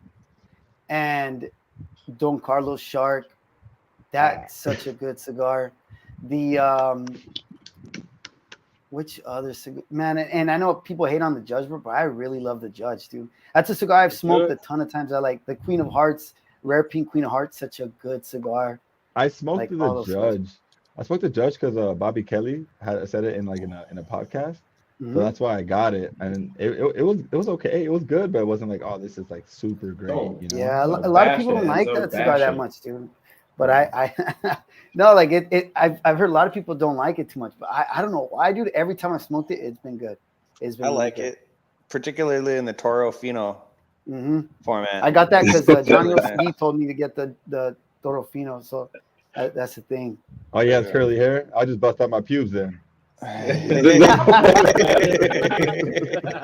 bet it. So Peter, yeah. Peter, what's the Mil Días Maduro or the black Atabey Black? Don't do this to me, man. I got to, man. I got to. Because having both of them right now, like, I got to. I got to see what you think about that one, bro. Come on. Is that even a question, Peter? You know the answer. I haven't even had the black, but I mean, the way you speak about it, man. It's the black is so fucking good, dude. I'd probably have to go black right now. All right, take off the hat. Take off the hat. It's like I need an anime hat. Sorry, John. John, if you're watching, bro. But it's a tight one, man. It's a tight one. Between having it today, I was like, damn, man. The whole time I was smoking, I was like, yo, I don't know which one I like more, yo. I don't know. I mean, they're right there. Like, it's not a big difference. They cut. And if price wasn't, I mean, if one wasn't $50, you know, I think I would still pick the black, just because, like you said, at the start of that Mil Días, it's a little shaky at the start. Right. And then it comes in once that little pepper. I got a little pepper at the start, but once, it's a crescendo cigar, like it just goes. But that black for me, I've smoked 3 of them and they've been phenomenal from like light up to none. So I'm gonna have to give it. I'm gonna give it to the black. You smoke it this week, Mike. Come on. All right. See what you say. Got to, Mike. I'll do it like Wednesday when the kids aren't here. Yeah. You'll be like Mac, dude. Yeah. Look at what Mac just wrote. I love the Mil Días Maduro, but the Atabey Black gives me happy every time I smoke. Dude, I don't get a happy, I get a fully, bro. That thing bricked up. I get bricked up with that cigar. Yeah. When I opened that box that Matt sent me and he had all the fucking McAuliffe on the top, that's and good. He pranked me with that shit. I was like, I was pushing them aside. I was like, what the fuck? And then I saw that nice full sheet of Atabey Blacks. You have one? Appreciate you, Sal. What happened? Enzo, you have an Atabey Black? Fuck no, bro. Fuck no. You smoked an Opus yesterday, bro. It's like right. That was gifted to me, man. The same guy that get shout out to my boy Cigars Worthwhile Dom on Instagram. He gifted me this bull and that Opus, man. He sent me that this one because I sent him something he was super excited about. So this is his last bull and he gave it to me. So I was like, holy shit. And then he sent me the Oro for UFC 300. So I had both of them lined up for UFC 300, but it was pouring out here, so I wasn't able to smoke it. So I smoked yesterday the Opus, and then today, perfectly with you guys, the Bull. You know. Nice. But you've been through this whole podcast on one cigar, bro. One cigar. I smoked 3, dude. I smoked 3. Right. I'm on my 3rd right now. He's been one cigar. That's major. And I'm loving it, man. The Flathead 660, easy. Yep. Easy money right there. 660. Ugo gifted me that one, so I'm gonna smoke that one next. Spark plug. That cigar made me so sick, man. I'm with Fred on that. That 660 don't play games. That 660 does not play games. That spark plug doesn't either. And I like that spark plug too. I'm with Fred on that, and honestly, like I might be in the minority here. I don't really like the fucking flatheads, and so the spark plug, you're done with it quicker. You can stop smoking. I'm 6'6". That shit put me on my ass too, though, Roger. So I'm with you. That's the first time I smoked that shit. I stood up and my whole world shook. I was in Cali when I smoked that shit. I was like, yo, was it an earthquake? What the fuck? That shit had me going. I loved it, man. Yeah, I love that cigar. That's funny, man.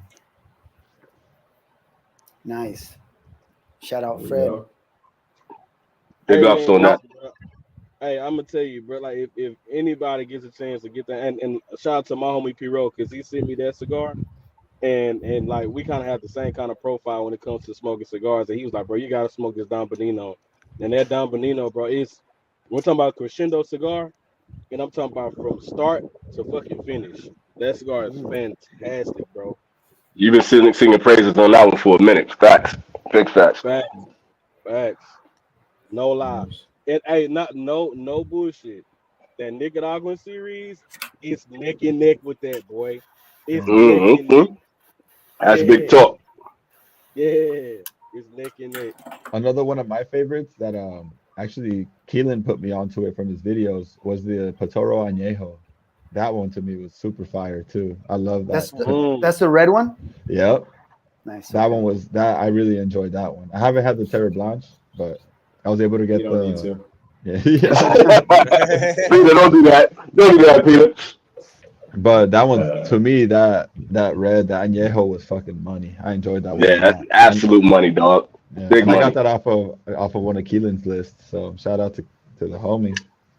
Speaking of, y'all got anything on the wish list right now? Like, okay, I might not be able to get my hands on it, or this is a rare cigar, something that you want to smoke that you haven't gotten yet. Atabey Black. Yeah, Atabey, I figured out. Atabey Black. Hey, all right, guys, I gotta head out. You guys. You gotta go. It was good talking to you guys, man. The phone's been blowing. Always, up, brother. Yeah. Enzo, it was good talking to you, Enzo. I'm glad Likewise, you were able to man. come Nice on, to officially dude. meet you. Heck yeah, Shit. dude. All right, guys. I was about Later, to end the stream, bro. Later, guys. Good night, everybody. Yeah. Later, Roger. Peace, I don't know if there's anything I've been looking forward to. In my dry box right now, I have the Eladio Diaz 70th. I bought a box of that last year. They only released like 1,200 or 1,400 boxes, and I was able to snag one. So I've been sitting on those for a little bit. I'm kind of pumped to smoke that cigar this week. See how nice. When are you gonna smoke that one? Sometime this week. There you go. I kind of want to smoke it at the before I see your shit and see what we get from it. All right. Okay. Let's see how that goes. Let's see the hand models, both of them. Because we got differing palettes, you know, like some shit that you're just in love with, I'm like, you know. So it'd be interesting if you're like dog shit, and I'm like, this is fantastic. It's a big cigar. It's a big cigar, so I'll probably smoke it this weekend. Do an Instagram double review for the hand model. Yeah, that'd be cool. Yeah, maybe we'll do an IG live and review it. Yeah, you sent me that Dumbarton 80th. I can't wait to light that shit up, man. I've been picking it up and putting it down. Like, when am I gonna smoke this shit? So I'm kind of hyped about that one. Yeah, I'm looking forward to the new Umbagog too. I just haven't gotten it yet. Oh yeah, the bronze back. Yeah, I've heard good things. So what is the deal with that one? What's the wrapper's different, right? The wrapper's different. It's supposed to be a little spicier, sure. But the regular Umbagog has no spice for me. So maybe that adds a little bit of that like tricky traka kind of like peppery flavor. That's what I'm expecting. Yeah. Because I know DJ just smoked that tricky traka and he liked it. So I like the tricky traka. I know it's like nice to see him not shit on a Dunbarton for once, you know? Right. You know what I mean? Come on, bro. What about Mike? Have you had the Atabey Black yet, Mike? No, I've got one in my humidor. I just haven't smoked it yet. And then what cigar are you looking forward to? What's on the wish list? I don't know, man. I mean, I mostly get the things I want. Yeah. When they come out, but I guess things that are coming out.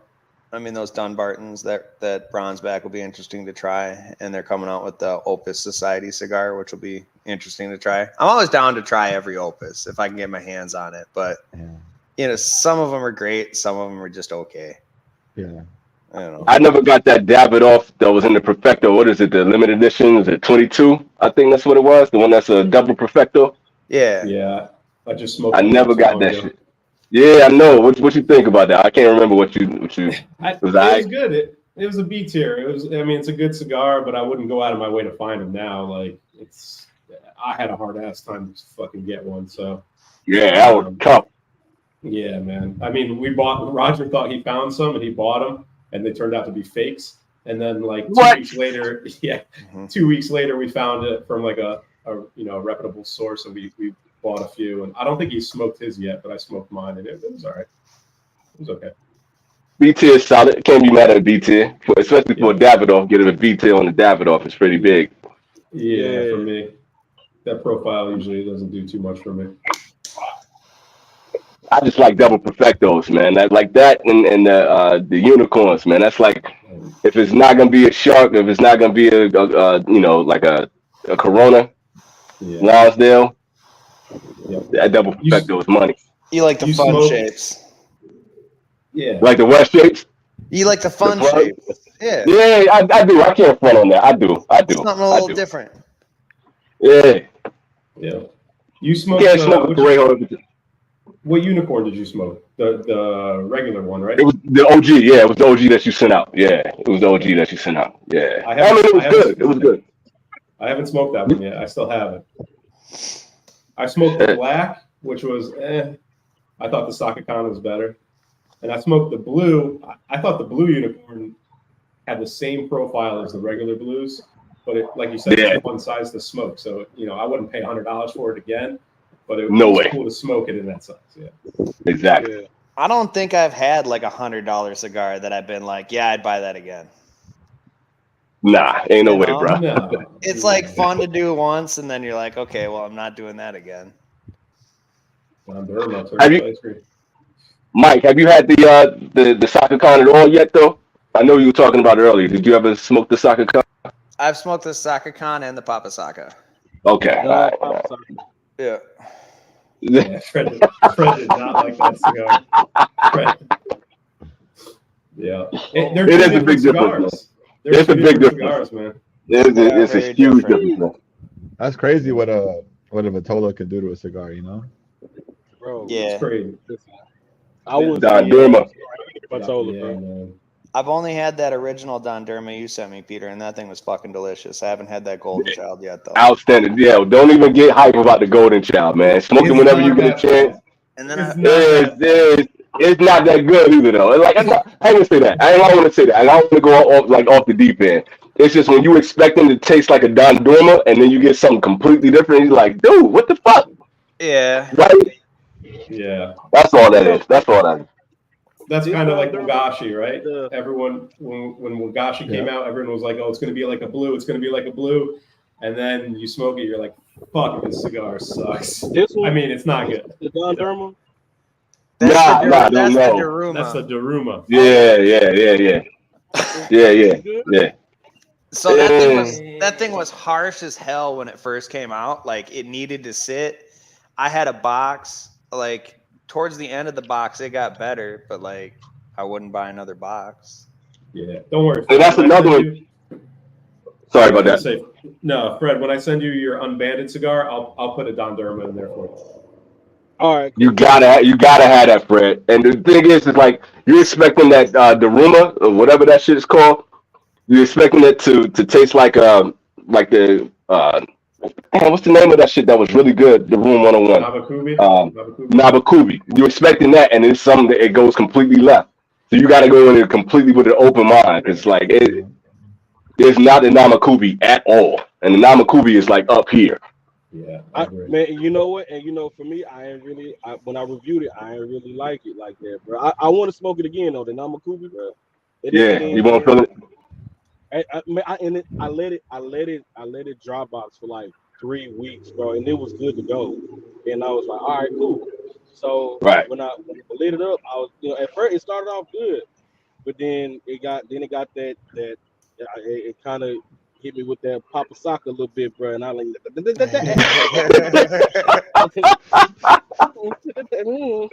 no, I'm not gonna do this. All right, fair enough. You might like that one there because it's completely different. They don't taste the same at all, Jack. Yeah, I bet that's a bit. Yeah, I don't think it's out yet. I've seen people smoking it, but I'm pretty sure those are people who've gotten like samples or Jonathan PCA, something like that. PCA. Yeah. Looking forward to trying it though. Definitely. Same. Both of them. I saw Baby came out with it's something the Arrowhead or something is like Chief Cool Arrow. Yeah, it's something like that. Yeah. That's an old cigar. What is it called? Chief Cool Arrow. What the fuck? That's a weird ass name. It is a light blue guy on. Yeah. In Spanish, culero means fag. No, it's like a cold arrow, not. Oh, I was like, chief, like with a chief. Not flag? a gay chief. I was like, take it easy. They know what they're doing with these names, though. They know what they're doing. They're like, I don't think that's a mistake, bro. like, damn. That's a white guy trying to name things in Spanish. That's what that is. The new one Room 101 came out with was the new Hit and Run, and I didn't pick it up. I heard it wasn't that good. The 2017 Hit and Run was pretty good. And then the 2018 was pretty good. They're super mild at this point, though. I think, Peter, I gave you one of each of them. Yeah, I can't put right now when it's room 101. Like everything, I look at everything as suspect. Like I don't get hyped for room 101 anymore at all, man. Well, Everything I'm looking at with is they're fucking half Olivas and they're half AJs. So like if you like Oliva and AJ, you'll like the room 101s. But like that Daruma you got is just a fucking Oliva. Yeah, it's not that good. sounds about right. Yeah. Yeah, sounds about right. It's a little sad. How's that finishing up, Enzo? Still good? Fucking amazing the whole way through. The whole Man. way through, man. Nice. It's the real deal. That bull is the real deal. I don't be gassing a lot of cigars, man. That's the real deal. Yeah, I don't even Man, know how much I age this has, gotta- if it's a new one, but it's been amazing. Just this experience too, just with you guys. I mean, it just puts the cherry on top on this, you know. So That's what's for up. me, this is one for the Glad you books can for make me it. for sure. Hey, I'm glad your experience with the Andy Bull is so much better than mine, bro. Yo, every cigar we've been mentioning, Fred's like, Fuck that. Hey, listen. I don't talk about a lot of cigars because nothing can get worse than a Great Clip. So I'm just being honest. Yeah, So, that's nothing can get worse than that. But it's just like, well, of course, I said it before. I always say it, and like, of course, for me, the Bull doesn't smoke like it did when it won the Cigar of the Year. And I know a lot of people say, man, let it age. I said, when I get an aged one, then yeah, then I'll be more than happy to to revisit that cigar and do a whole different review. And but the times I smoked it, I'm like, all right.